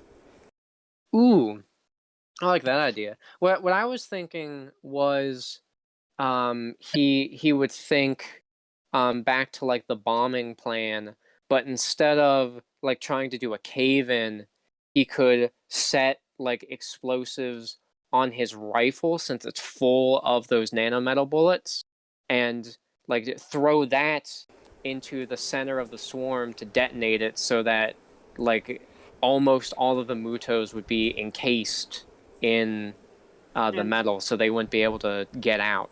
That's what I thought of. Okay, I like that idea a lot more. Okay, Well, so I want him, instead of to throw the rifle, to take like the magazine out of it. Okay, yeah, that makes more sense. Okay, so that is the idea that Warden comes up with. He does see the effect that it does have on the Mutos, and he looks down at the magazine where he put the bullets in. He takes the magazines out, and he does look to Cobra, because he can see that Cobra is losing more and more hope about being able to do this Warden's way.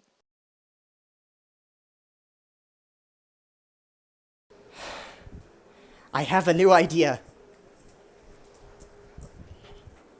And does he wait for Cobra's approval? Like, does he actually want to try to get Cobra on board?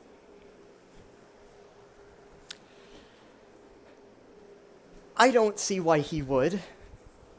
Okay, so he says that idea, and is he going to try to go look for Tommy, since Tommy does have like the grenades, in order to try to detonate the Yes.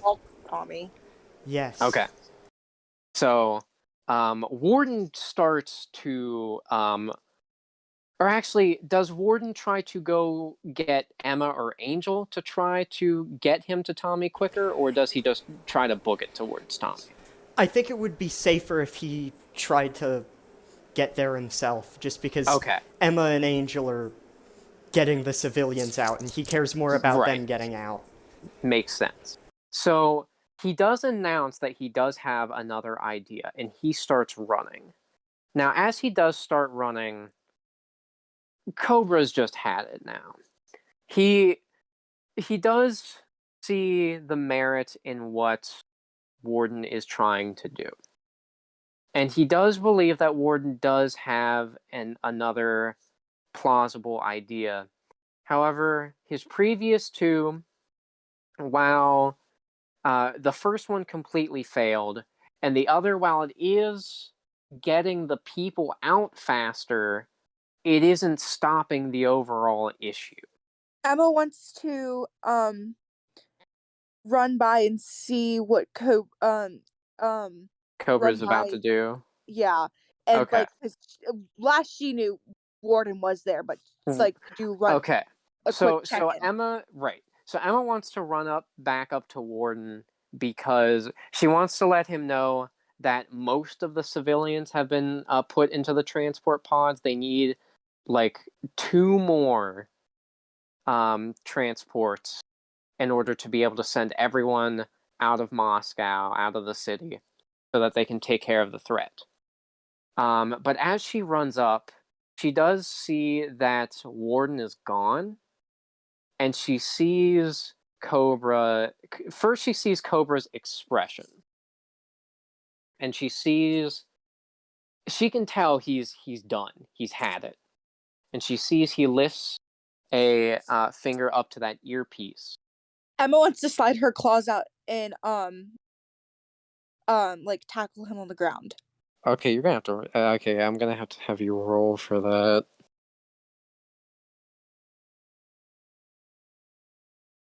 Oh boy.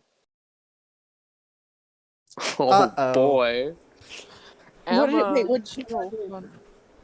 Emma runs up Ah. with her claws out. Now, she is not aware that Cobra has noticed her at all. She doesn't think that he has, considering she was running at, top speed. And as she gets close to him, trying to tackle him down, she sees he does move very slightly, but he is able to grab her arm and lift her completely up off of the ground. And this is just with one arm. So he has her dangling in the air, hanging her up by one arm, and he puts his fingers up to the earpiece. Send Warhead. Kick it. You want to kick him? Yes. Okay. Kick him in the face.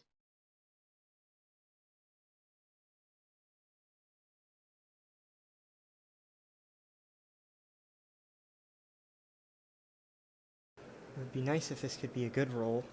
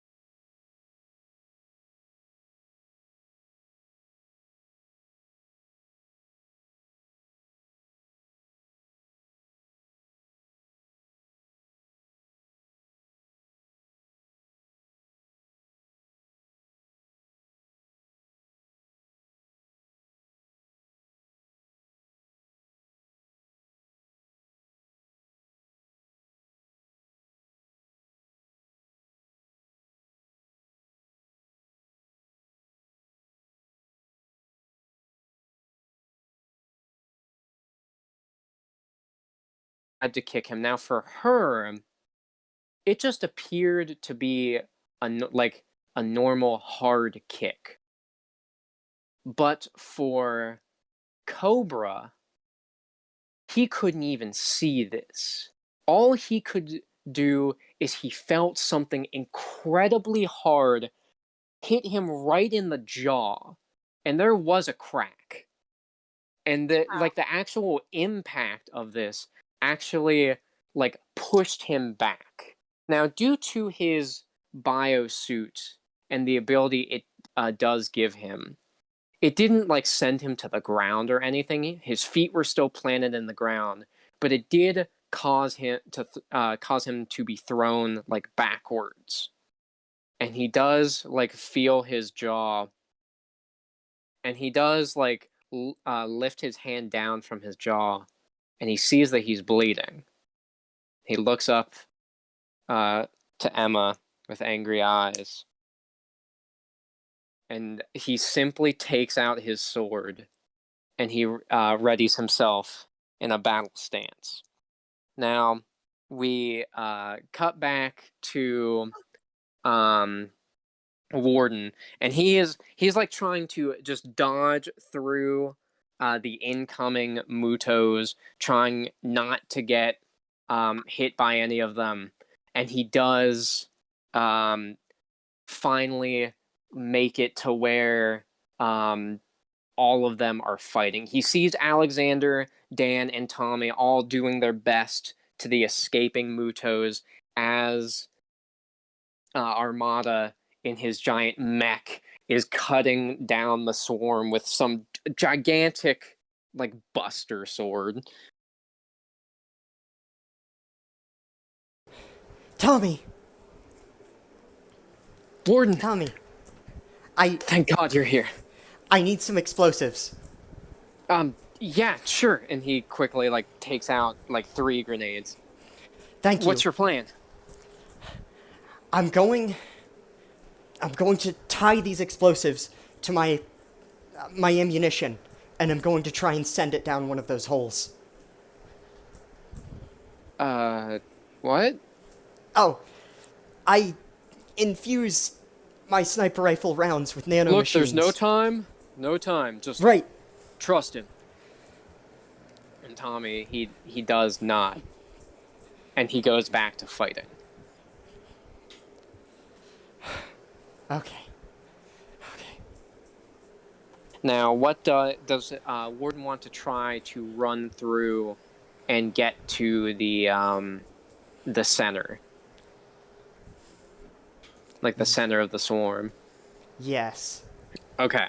You are going to have to roll a dexterity check. Uh-oh.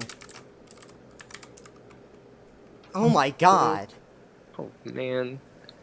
I don't. Yeah, I'm just gonna check his dexterity. It's awful, I'm pretty sure. Yeah, pretty sure it's bad, but I'm gonna look anyway. Yeah. Ooh, yep. Yep. Okay. So he tries to run towards the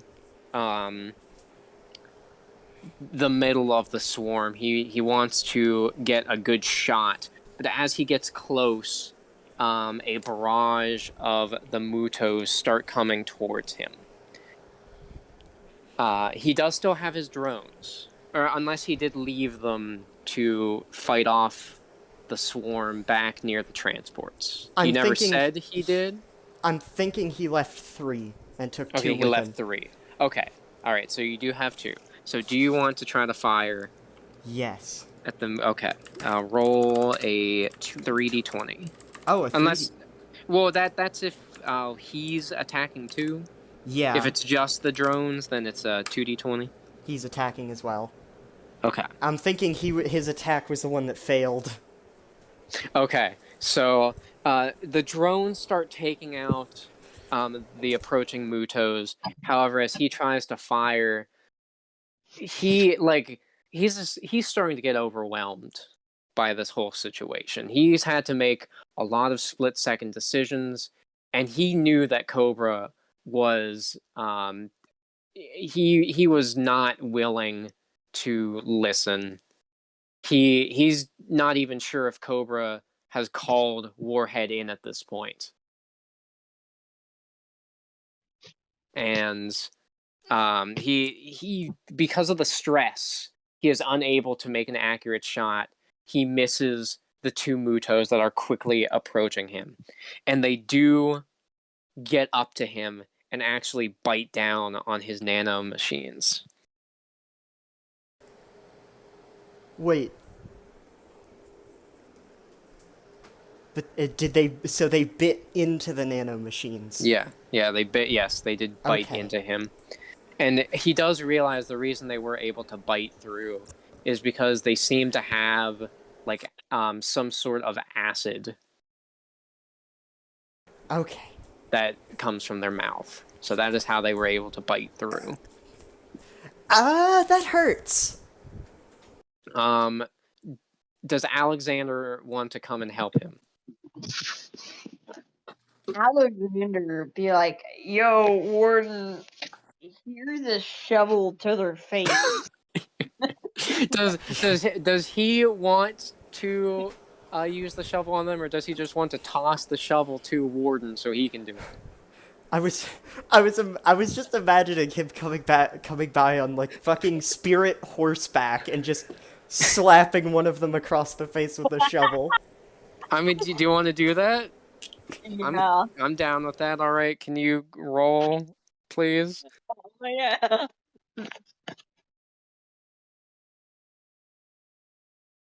Let me grab my untrusty Google.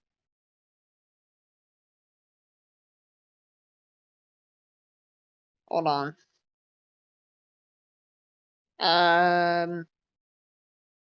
It's not. Is that? That's 2 lines. That's an 18. Okay.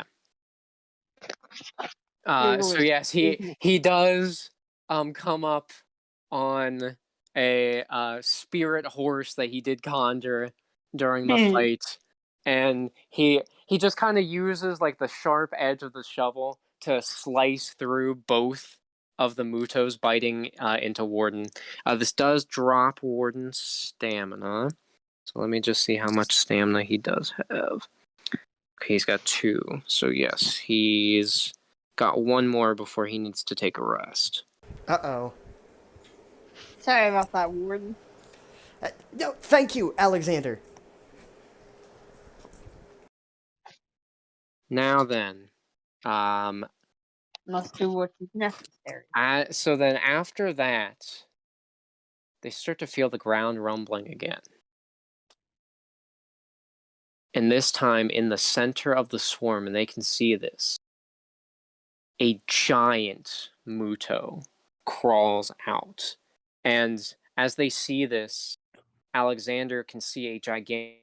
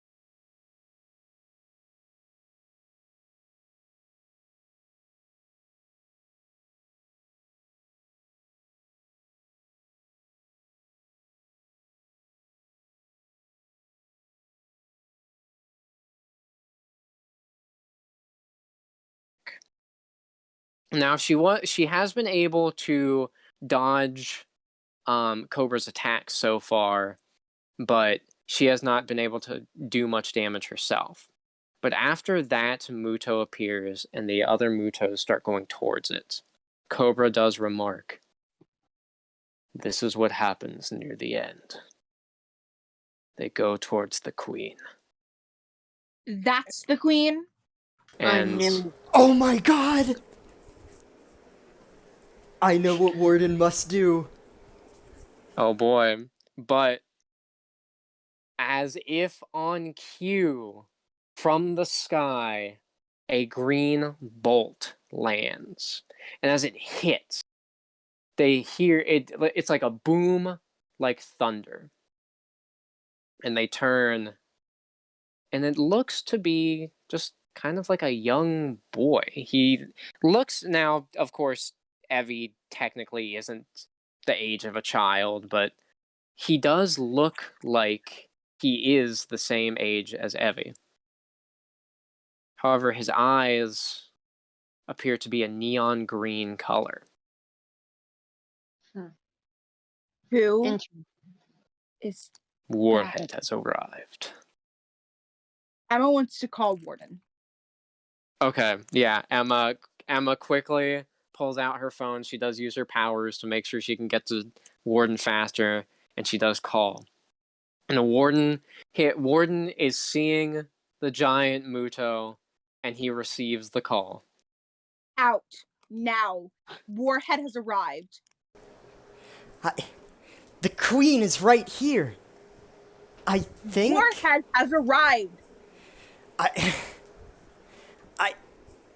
God damn it! What does Warden want to do here? Son of a bitch.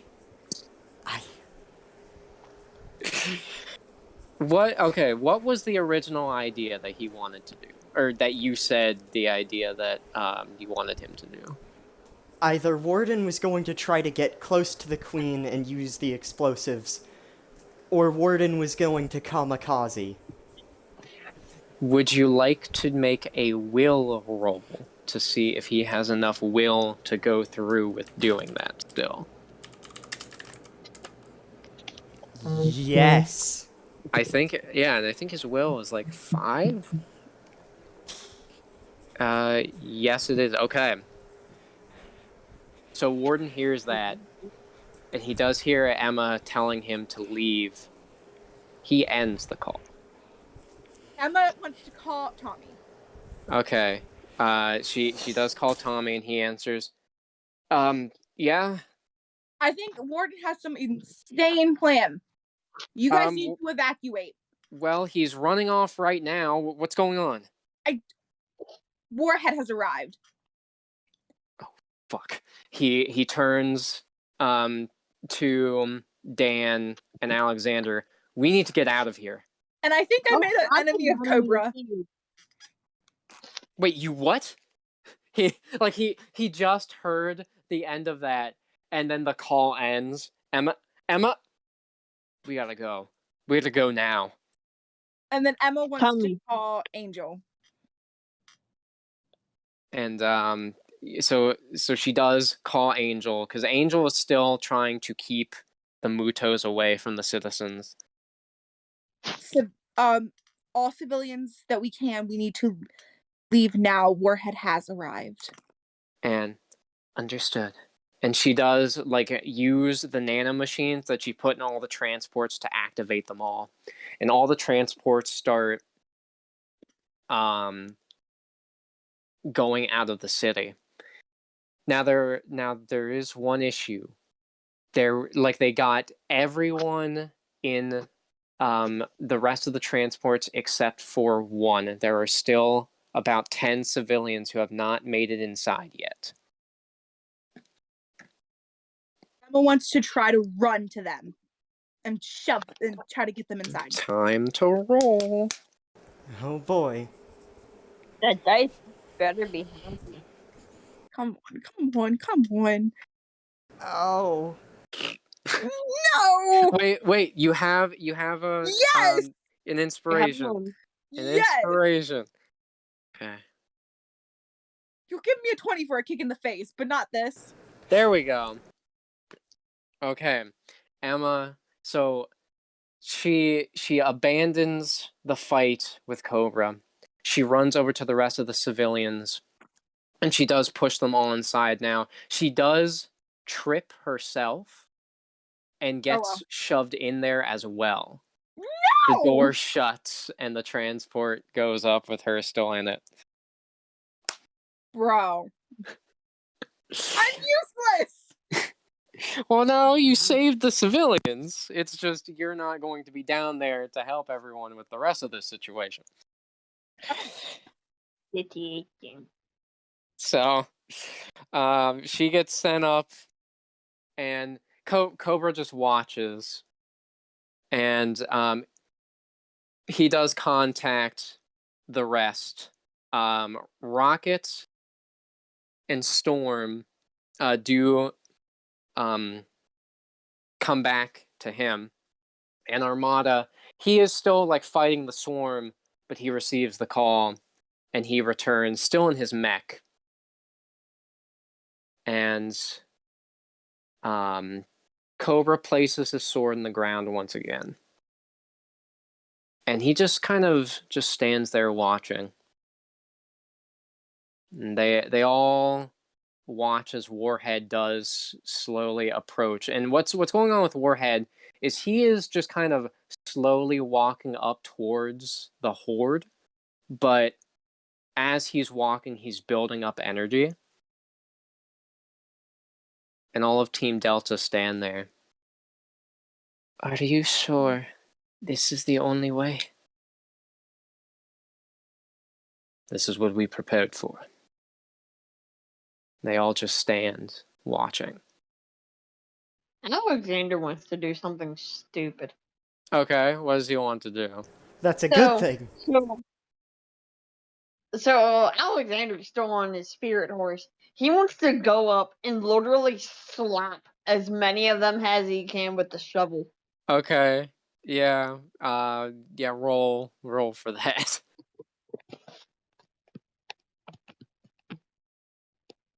He wants to try to fight his way to Warhead to help out. Oh, well, he doesn't have to do that. If you want him to just run up to Warhead, then he can do that. Well, I kind of want him to like try to get as many as he can, so he doesn't have to get as much energy built up. That will be an 11. An 11. Okay. So is he going to try to go straight up to Warhead, or is he going to try to go up to the rest of the Delta team and smack them? Actually, I want Alexander to do a magic blast. Okay. That might be At Warhead? no at the horde. Oh, at the Horde. Okay. Yeah. Does he want to try to do it for the Queen? Yes. Okay. So he runs up on his spirit horse. He charges up a magic blast and he fires it towards the Queen. However, he sees that the swarm seems a lot more orderly now. And as the blast approaches the Queen, the swarm forms almost like a shield around the Queen, and the blast hits some of the Mutos protecting the Queen and kills them, but the Queen herself is not damaged. I should have done like a binding, even though that probably wouldn't have worked. Now, Dan and Warden, they're running up to where Delta Team is. Oh, And what? I thought Warden was just fucking charging it for the queen. I meant Tommy and Dan, Oh. not Warden. My bad. So they run up to Delta Team. What did you do with Emma? She escaped. So, what are you doing now? This is going to be the end. This is what Justice Team Delta was created for. Once this is over, we have no more reason to live.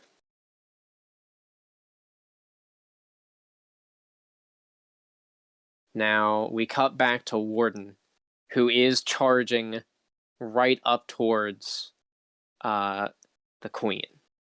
Now, has he thought about whether he wants to try to just chuck the ammo with the grenades in, or is he going to try a kamikaze? I think he's going to try to get as close as he can, and if he makes it up to it, he's going to kamikaze. Okay. Roll, please. Oh god. I'm gonna say in the meanwhile. God, what the fuck? I was gonna say in the meanwhile, Alexander would be slapping him with a shovel. Okay. Yeah. So, Warden is he's trying to go up to the Horde. However, his injuries have not healed. He sees that whatever acid that the Mutos produce is something that like so acidic that it is preventing the nanomachines from healing, at least at the normal rate that they would. And due to those injuries, he's trying to weave and get through the swarm. However, they keep on knocking him down. And he eventually does get hit by one of their claws, and he is hit to the ground. His stamina is now down to 0. He needs to either heal, or he can do one last-ditch effort. Now, I will let you choose that before I say what happens next. He wants to throw it. Okay. Oh, okay. Roll, please. Oh my god! Okay. Wait, hold on. Okay. Doesn't Gavin still have his inspiration? No. Mm. Because it won't make it to the queen, could one of the drones grab onto it? Yes, that's true. Roll a 2d20, please. He also has the 3 drones that are still firing, I believe. A 2d20? Yeah, for the 2 drones he has. Oh my fucking god. What the hell? Wait, doesn't he have 5 drones? He does. I didn't know if you wanted to, because it will take some time for those other 2 to get there, which means they will have to get higher rolls than the other ones. But if you want to try to roll for those 3, Yes. okay, 3d20. Yes. That's Okay. higher. Yes. So Oh, This is so fucking desperate. Most I of my know. rolls have been awful. I know. So Warden, as his last ditch effort, puts the grenades with the ammo, and he does use his like nano machines to kind of stick them all together, and he chucks the magazine. However, he is in his condition. He is not able to throw it nearly far enough. He does command his drones to all start going over and try to pick up the ammo. The queen notices this and sends more mutos after the ammo, or after the magazine. However, as the one drone tries to pick it up, a muto just smashes into it, it killing itself in the process, but the drone is dead. The ammo starts to fall. The same thing happens with another drone. 3 drones get taken out this way. However, one of the drones is able to catch it and does weave past a drone, or weave past a muto, and it passes it to the final drone before it is also destroyed.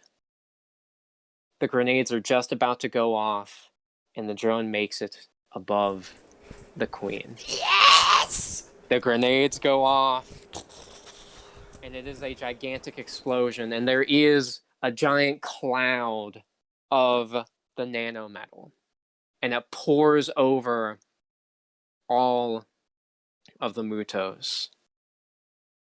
And after they do hear a screech from the queen, it all does become quiet.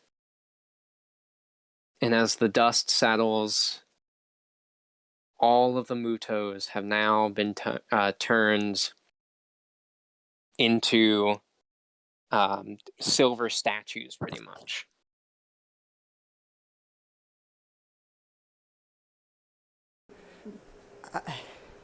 Warden is still, like, Warden's processor is going crazy right now. could Alexander try to heal Warden? Try to what? Heal Warden. Oh, heal Warden. Okay. From my It's end, it sounded like you said, "Can Alexander try to kill Warden?" I was like, "What?" I mean, yeah, Put him he out of his can, but misery. why? So No. Alexander They'd does. make the acid go away or something. Alexander does rush over, and he does make his horse go away, since that does use up some energy. He still has that vial too. With most of the Yes, the Okay. Lazarus, yes. Though it's not clear if that will actually work, because There's nowhere to inject it. exactly. But he does try to use his healing ability on Warden, and it is slowly but surely healing the nano machines.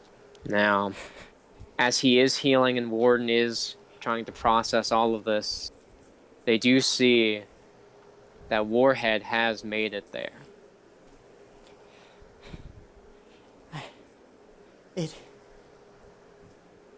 Did it work? Yes.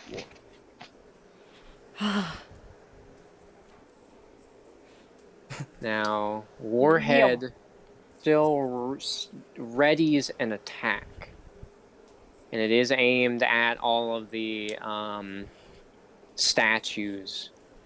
but they can feel like the energy that he's just outputting, and they know if that attack goes off, they're all gone. Warhead. Please. Warhead seems like completely emotionless. No hint of sympathy, no hint of anything. But there is a call, and they can hear it through a speaker on his earpiece, and it's from Cobra. Mission accomplished. Warhead lowers his hand, and he closes his eyes, and the energy slowly but surely leaves his body.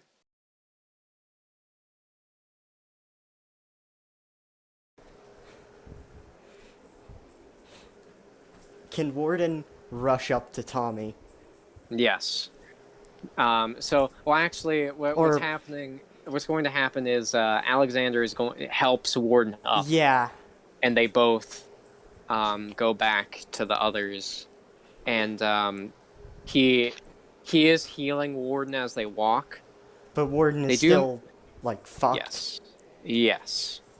And Angel does come back.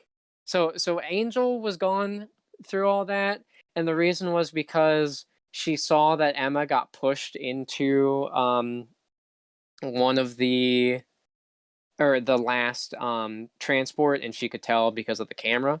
So she actually went outside of the city to where all the transports went and got her back.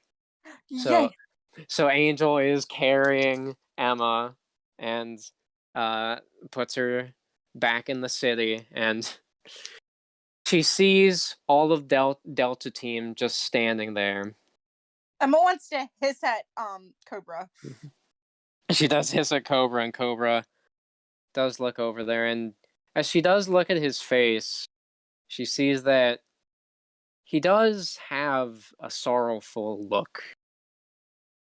And Warden and Alexander do walk back, and Warhead is actually close behind them.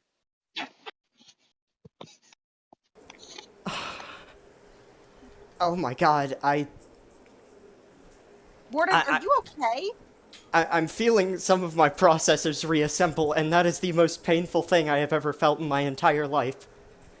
Are you like mental breakdown? Close. Okay. What happened? Yeah, you did it. We did it. Okay. We did? Right now. All right. But if I get a chance, I might kill Cobra. Emma. He's standing right there, by the way. I know. And he decides to kind of ignore what she said there. And he does walk up to Warden. And he sort of goes down on one knee. He does have his head down. I was wrong. But I didn't think there would be any other way. But without you, we wouldn't have had the opportunity to test that.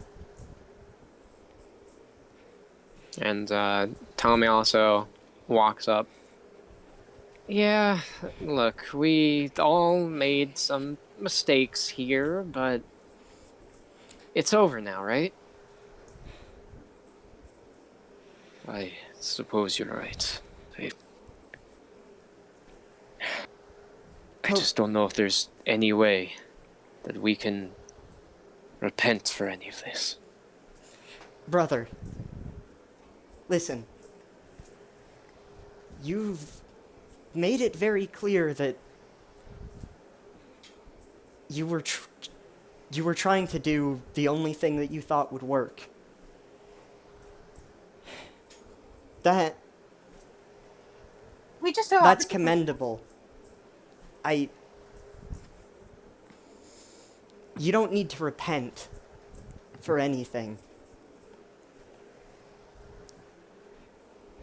And he does look up.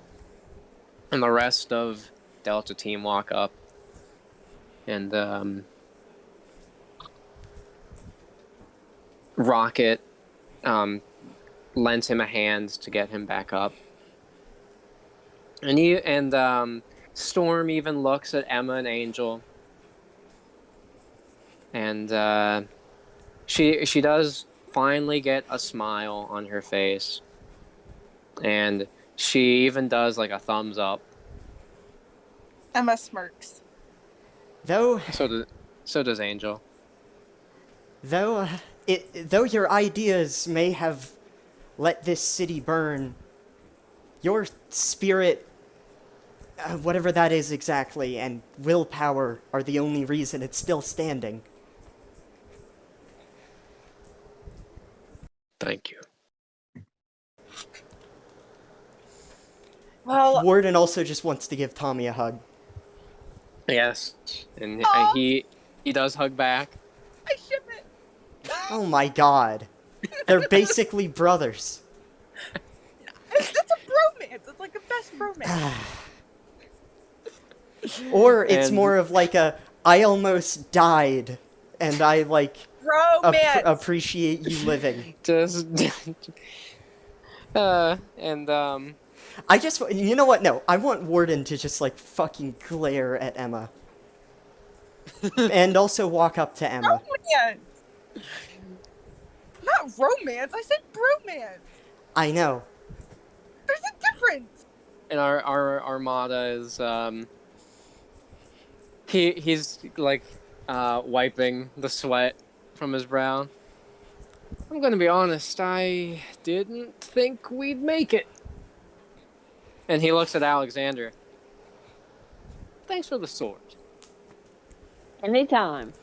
And I see them, or he holds out like a fist for a fist bump, and Alexander just recently figured out what that was, so he does it.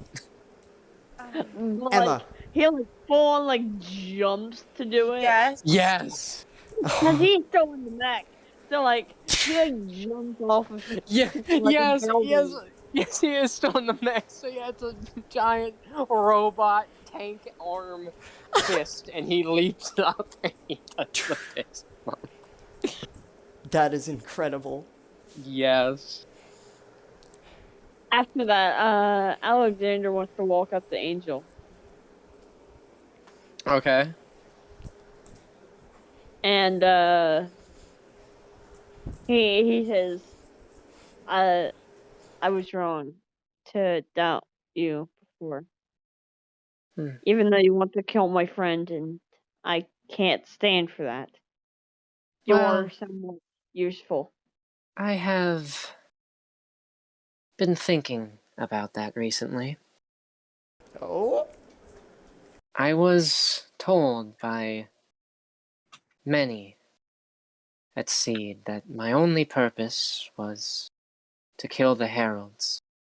But after meeting my sisters, after meeting you all, and doing this, I feel as though I might have a greater purpose. Yes! Ugh! Touchdown! Fucking...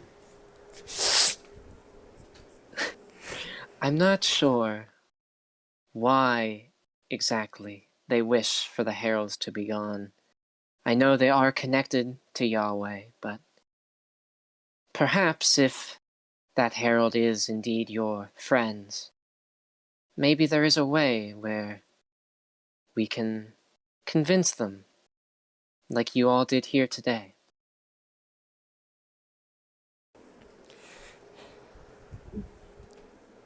Yes, I see Can what Warden you're walk up to Emma? Yes. Emma just wants to look so uncomfortable. Emma? No, wait, you're already beside Emma. You already walked up to her. Oh, yeah. No, he didn't. Oh wait, yes, he did. Never mind. Well, I said it, but I said it while... Yeah, it was for like a we were just doing a joke. This is the real him walking up to Emma. Okay. Because Warden and Emma never talk. I'm kidding. That's rude. You know what? No. Thank you. Emma just wants to give him a weird look. I disagree with almost everything that comes out of your mouth. But That's in real life too, though.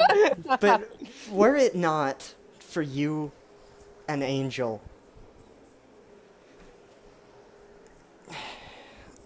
a lot of people here would have died. And Emma still just wants to give him a weird look.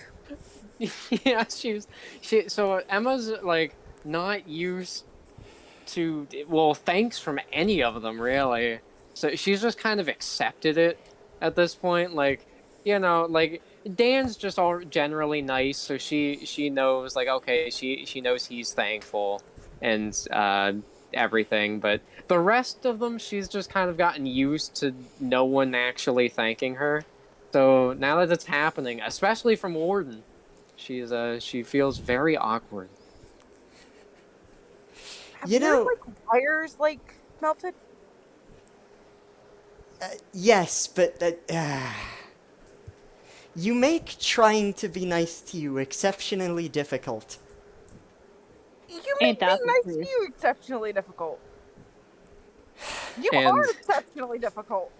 As they say, and I do see Dan walking in between them, and he does like put his arms around them.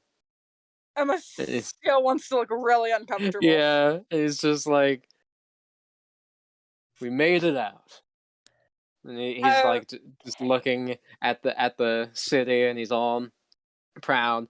Then Warden suddenly gets a call, and it's from Meccano. Oh, just in time. And he answers the call, and he's all excited. He starts telling Meccano about the good news. Meccano, we saved Moscow. Warden, listen, I'm sure that things are very eventful over there, but there's a situation. What kind of situation? Well, I dug into that organization a bit, and, well, I found that their base is, incredibly close to your current location, and it does appear that the activity that was going on there has attracted them. Thank you, Meccano. And he wants to hang up. Warden, what did we get ourselves into? I'm... hey, Cobra! Or Rocket. Brother, And sister. Rocket comes over first. Where's that disintegration bomb? It should still be in the base. Why? Well, there's a high likelihood that we'll either have to fight or we're going to be abducted here soon. And they all looked shocked. And Are either of you aware of an organization called SEED? Seed and Cobra does start thinking. What information did Meccano just give you, Warden? Meccano figured out that SEED's primary base of operations, their headquarters, is located very close to Moscow, and the death of the Queen has spurred some activity at their headquarters. No. And Cobra is really thinking hard. I do believe... there was some base not too far from here. I believe they did say that they had some connection with some overseas organization known as Seed. Right. It's not the headquarters isn't that of Seed, it's that of a company or organization puppeteering Seed. And Rocket chimes up. Do you mean Trinity? Do they happen to have an insignia that involves a triangle? Yes, they were the ones who helped us augment Warhead. And she does gesture to Warhead. Now, when his power is all the way down, he does look like just kind of like a meek little kid, and he's like really shy. Wait a minute! Again. These mutas, No. these mutas have incredible. They mutate very well. A lot of complicated genes. Back at the old Seed lab, mutation was a pretty big is a sort of theme alongside cloning. Is it at all possible that this organization has something to do with the Mutos? Or And Cobra looks serious at this. If they do, then we're going to help you stop them. Thank First you. off- First off, Might we need to get the civilians back into the city. Then we need to they come should up with a plan. probably. They should probably be evacuated. Well, Stay away from now. you know what? Yeah, I think at least at some point that would be a good idea. We should make sure that there isn't too much damage done to the city, though. Before we bring them back in. Yes, I do think that's a And good idea, though. Cobra does. He walks right up to Warden. Call back your friend. Tell him if he knows how far they are from here. Yes. So he immediately calls Meccano back. Warden, is there anything going on down there? Okay. We need to know how far away that headquarters is from Moscow. Okay. From my research, it appears to be at least 25 miles, but with their technology, it shouldn't take them too long to get there, but I'm sure you have an hour at least. Okay. Thank you. You're welcome. Wait, They shouldn't have found our transmission, so they shouldn't know that you know they are coming. all right. I will need you to try and send me some new drones. Yes. Thank you. And he does immediately start getting to work. And Wait. Warden hangs up. Warden, they're coming now? They should be here under an hour. I say we be incredibly ungenerous and assume 30 minutes. Okay, And don't put the civilians back in. I say we wait to put the civilians back in until after we deal with them. so Tommy walks up. And he looks around the city. If they did plan this, and they don't know that we are waiting here, that we know they're coming, and they think the Mutos have either been taken out or have taken out everyone, I say we leave them a little surprise. Like what? And and Evie actually walks up, and she flips through her notebook and she starts showing everybody. She has actually been making a layout of the city. And as Tommy takes the notebook and he starts pointing out tactical areas like inside buildings and all around the city. If we can hide in these spots and wait for them to get here, we can ambush them, take them by surprise, possibly take them out, and figure out what their plan is. Okay. You all do that. I'd like to try something strange again. Of course. And I want What now, Warden to Warden? go back to the metallicized queen.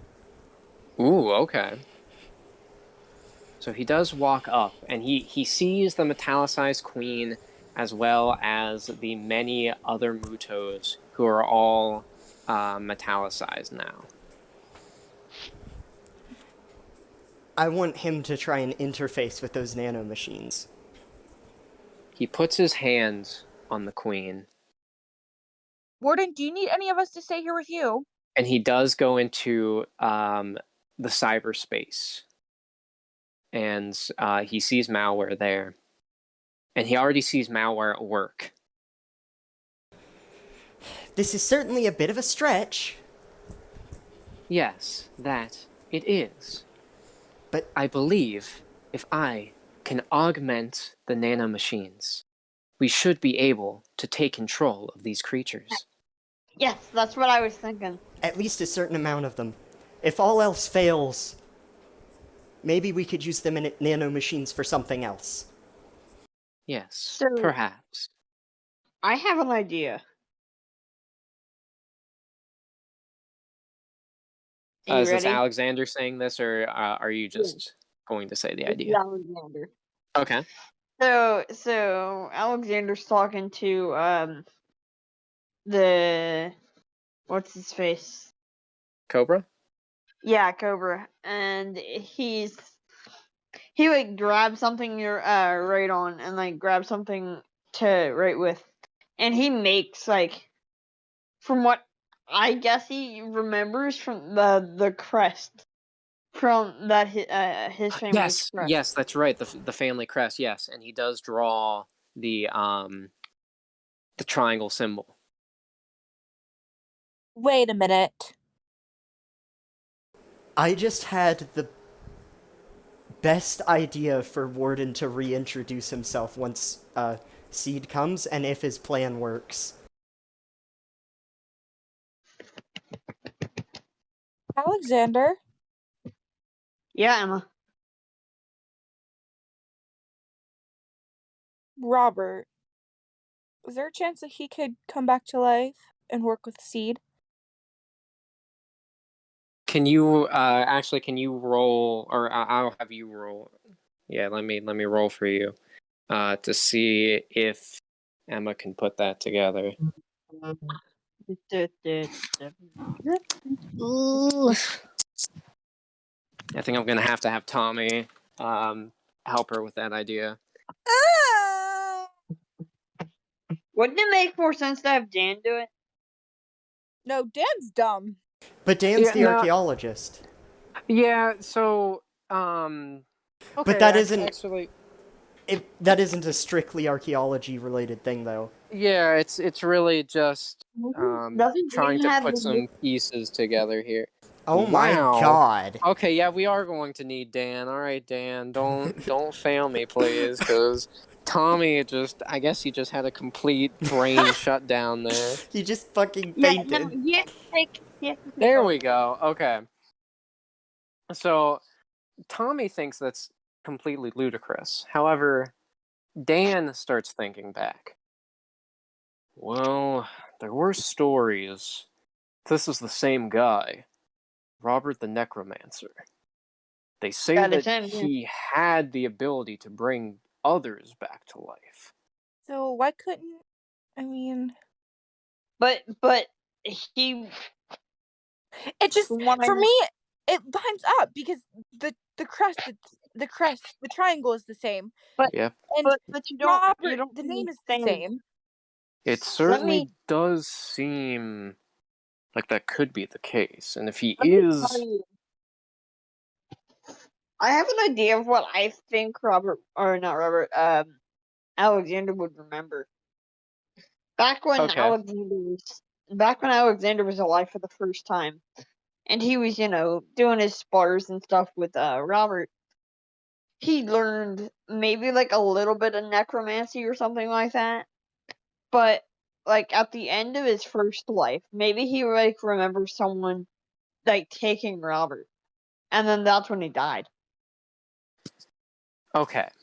So what happens is, as they are talking about this, Alexander does get a memory flash. It is that flash that he saw before at the very beginning, where he was in that forest. However, now it's a lot clearer. Cade, I am in a video chat. Are you gonna be annoying? Sorry, my brother. You came in my room just to fart. That's all right. So he's in the memory, he is going into this forest. He remembers now that the reason he was going into the forest is because he received a letter, and this letter was sent from Robert. It was a letter stating that he had learned something incredibly special, something that could change the world forever, and he needed Alexander to go into the forest so that he could show him. And it specifically said in the letter, do not show this to anyone. This is something that only you and I can know about. And as he was walking through the forest trying to find where Robert was, he felt something hit him in the back. As he did try to turn around, he did see Robert's face. Robert specifically told him, in a matter of time, we will see each other again. And then everything went black. That motherfucker. I'm like, Robert, Alexander's fucking pissed. His hair's on fire again. Did you remember something? I'm gonna kill that bastard when I see him. Was it ludicrous or Did he actually plan all of this? Robert, he asked me to come into the forest to show me something. Then I supposed he knocked me out, but before everything went black, he said one sentence. We will see each other again soon. And let me hold up. typical villain stuff? Jeez, okay. Well, it's a higher number. So Tommy, he finally walks over. Well, that actually does make sense. If he But did do something to you back then, maybe even killed you, I don't think he would be working with these people though. what He if wouldn't do that to me. what if he's not working with them? What if he owns it? Exactly. What if he's the one pulling all the strings? That's what it seems like. But he wouldn't. He wouldn't risk killing people just to. Maybe he's changed, Alexander. Are you sure about that? I mean, I know he is a necromancer. He's supposed to bring people back to life, but Yeah, but he isn't supposed to kill them and then bring them back. And how would he have survived 200 years? Emma wants to go over and well, try to comfort him. if he could bring you back after that long, maybe that thing he told you about, that thing he wanted you to see in the forest, what if he could use that on himself? Alexander, I understand what it's like to get your whole life changed, but we don't know if this is completely true yet. I do, and that's the problem. Now, as that is going on, over with Warden and Tommy is, or not Tommy, Dan, kind of started moving towards Warden with the Mutos. Hey, Warden, what's... Oh. And he looks, because he sees that the nanomachines are changing on the Mutos. Now, when they did cover the Mutos, it was basically like just complete metal. Like they were just completely covered in metal. There was no design, nothing. They were just drenched in it. But now they're actually like forming technology. Like the eyes, where the Muto's eyes were, have now changed to glowing light sockets. Their limbs are completely changing into metallic ones. They're becoming completely robotic. And as the process is finished, Warden takes his hands off of the Queen, and he tries to order the Queen to turn and face him. And on command, the Queen does turn. Yes! Yes! Did you do that? Well, we did that. And malware, so like, Warden's screen kind of splits into two screens being open, and on the other screen is the malware eye. I honestly did not think that this would work. Oh, That laugh. Seed, or Trinity, have made a very unfortunate and misguided series of decisions.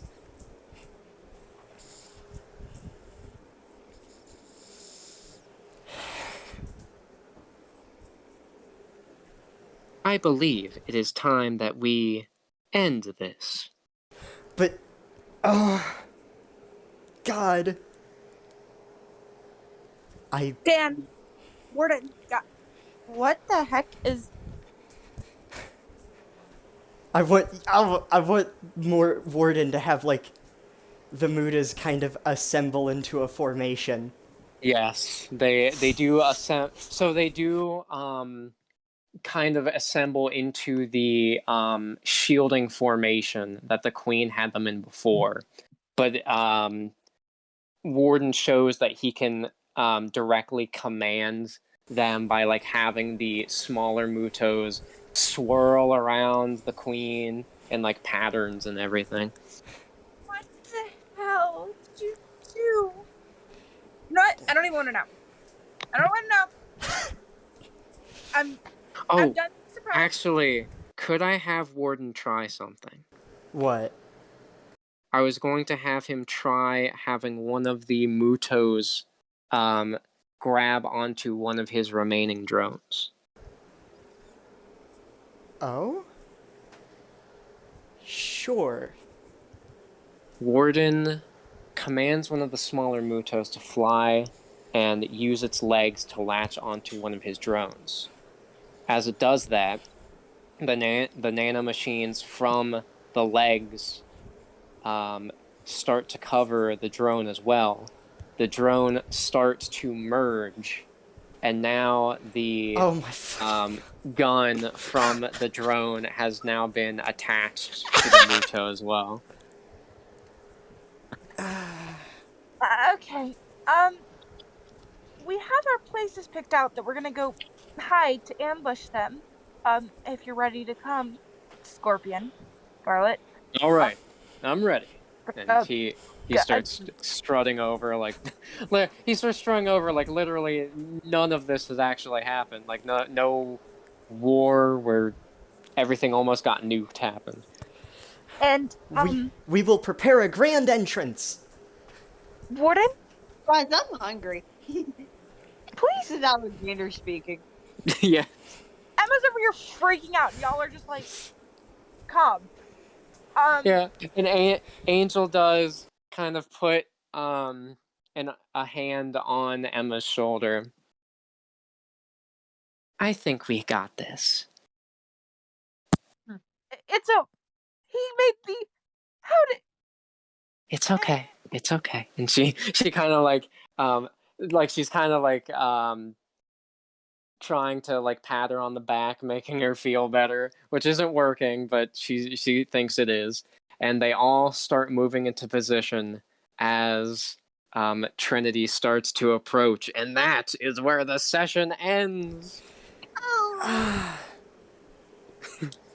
So Pretty long session, huh? Okay. I was thinking about having it end earlier, but I really like where this ended. I don't know, this is one of the first sessions where I've actually, like, agreed with the idea that Emma has had. And, Shut up. Go away. but that's a good So- thing. I know. Right? So, I had an idea for Robert, or Like- not Robert, Alexander for next session. And She's not like a bad character. Emma is a very brat character.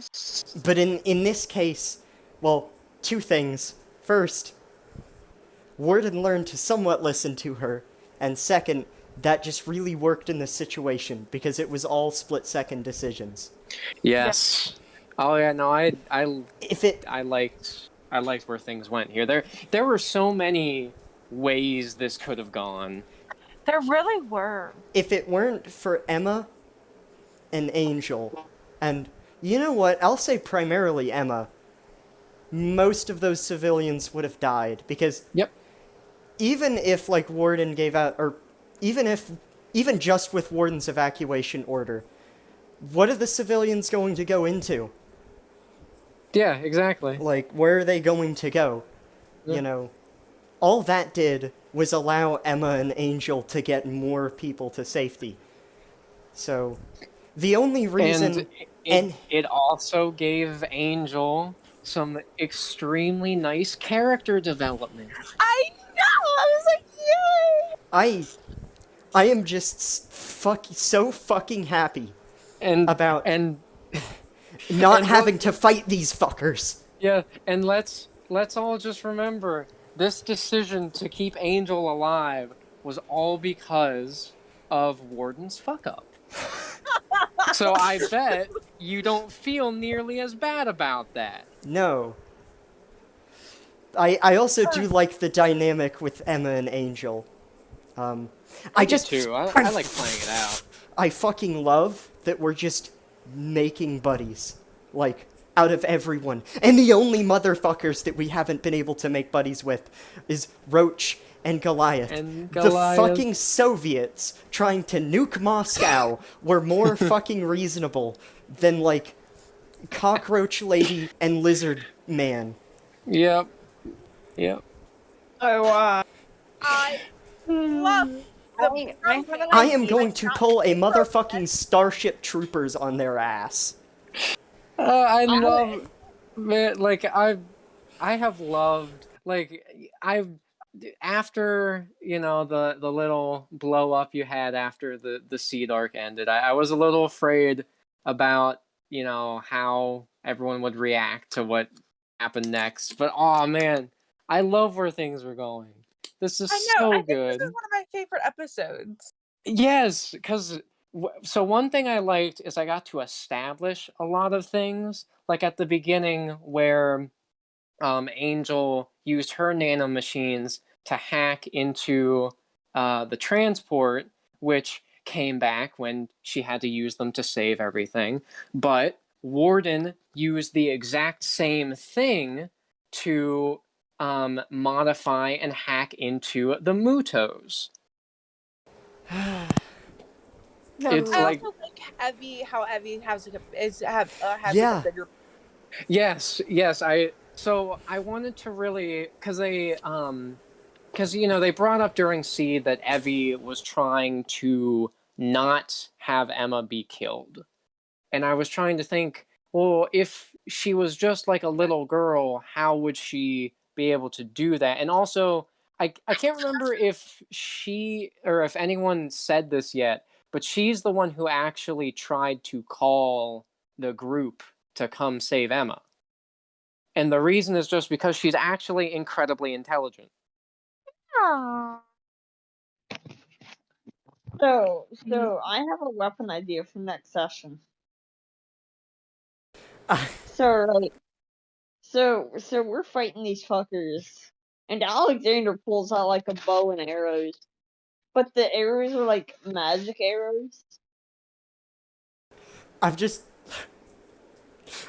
imagining. Did I lose internet? No. No. Okay. I'm just imagining that he pulls out a bow and an arrow, right? And like Roach and Goliath are just entirely unfazed, but then the tip of the arrow just becomes like a fucking boulder or something. Yeah, I'm planning on doing that, but like the arrows are tipped to like magic blast or some shit like that. Yes. Oh, they fucking like they stick into, or one of them sticks into Roach, and she's just like, Disintegrated. no, she's just like, ouch, and then it fucking explodes. Yes, that's what I was thinking. Yes, the Yeah. magical explosion. So I will say, when I wanted to set all of this up originally, how the plot line was going to go was that Roach and Goliath would also get redeemed, but I love the idea that they are the only ones who can't be redeemed.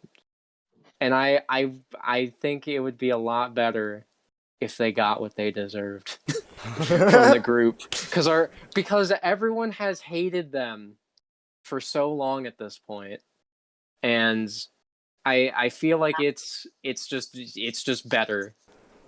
At the very last second, whenever all of our characters are defeated, and Roach and Goliath are sitting there laughing, the sky splits, and descending from the heaven is a fucking minivan, and it just like smashes directly into them. Oh man. That's No, it has to be a caravan. Oh my fucking god. Yes, the perfect way to connect the universes. That's where it went. Yes. That's what I was thinking. Yes, Alexander tries to conjure a caravan, and it's the exact same one. Oh my god. Cross my universe. God. Oh, what if Robert and Alexander were a part of that wizards guild? Yes. Yes. Oh my god. On the caravan, they're scribbled like Alexander was here or some.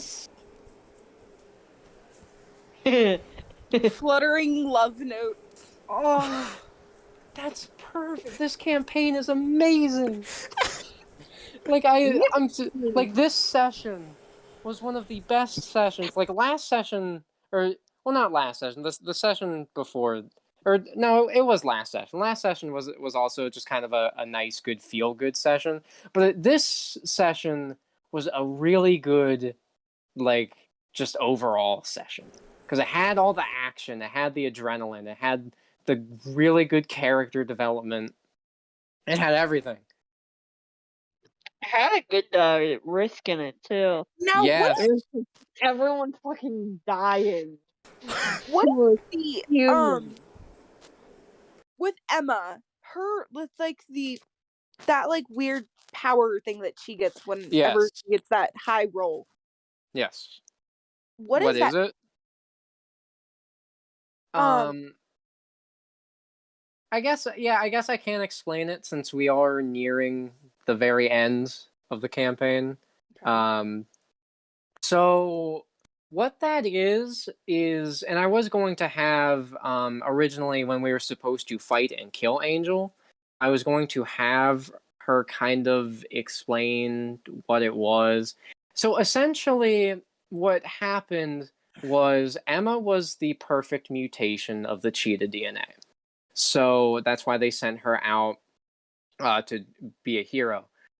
Now, they thought that they knew like exactly how fast it could go, like at the max speed, how fast she would be able to run, and that's what they were running tests on and everything. But what they didn't know is that she, like, if her adrenaline gets high enough and she feels like she needs to go a certain speed, like go even faster in order to do something that she really needs to do, then she essentially like overclocks her speed ability so that she goes so fast that it like creates sparks and time essentially stops for her for a moment. Okay. Oh yeah, speaking of that, since that happened again, let me increase her speed. Yay! God, Emma's faster now. Yay. She is, yeah. you know, I honestly, like, I don't even care about using the Mutas on Trinity. I just like the idea that Roach and Goliath show up. They're like seeing the Mutas approach them, and they're like, "Oh, you know, it worked." And then just like, there's a fucking monitor or something implanted on the Queen, and it's just Warden. Yes! Greetings. Just a recreation. You've got to Of- be kidding me. A recreation of the fucking facility thing. Just like 10 times more fucking ridiculous. Yes! Oh my god! Wait, so how late will it be whenever Trinity gets there? Like in the day? Yeah. Because I was thinking if it were later in the Okay, day. yeah, it will be later in the day because when we got into the transport, I want to say it was like around 11 or 12-ish back Midday. in Tierra when they did go into the transport. So if you add the trip going to Russia and the actual battle, then yeah, it's going to be later in the day. Because I was thinking it would actually make sense that they wouldn't notice the Mutas were different if it were like Yes, really because dim if it or was dark. yes, because it was dark. Yeah, which would make and I didn't explain this. Their eyes do like naturally have a glow to them, so even with the lights, they wouldn't be able to tell. Ah, Man, God. like I'm excited. I'm really excited for what's gonna happen because And it next has a fucking minigun. session might be the last one. So anyways, I plugged into the USB port on the back of the cockroach. What? And it's like Meccano is on the phone. He's like, "I see what you did there." And Ward's just like, "Eh." I was just like, what? God. Oh, I can't wait till we play the Pokemon thing. Yes, yeah. I wanted. So I didn't tell, or I did tell Gavin a little bit that I was working with you on making your character. I'm really excited for that. Eden, did you see my message for you about that? Yes. Okay. Yeah, I wanted to know if that's what you wanted. Like, do you want your character to pretty much want to be a dragon master where he wants to get as many dragons as he can and Oh yeah. like learn how to control all of them? Yeah. I want a snake. Okay, there's a couple of those. See, originally I wanted my guy to have a shark because I love sharks. Oh, you can have a shark. But wait a minute. I was like, wait a minute. Dragons are land sharks. Oh, well, I mean there Wait a is a literal land shark dragon Well, that you can have. I have a wolf. Okay. I have a dog. I have a tiger. I have a lion, and now I have Yes. So Yes. I'm gonna stop I have recording and I'm gonna an- get off. Okay. a. Bye. So I will talk to you guys tomorrow.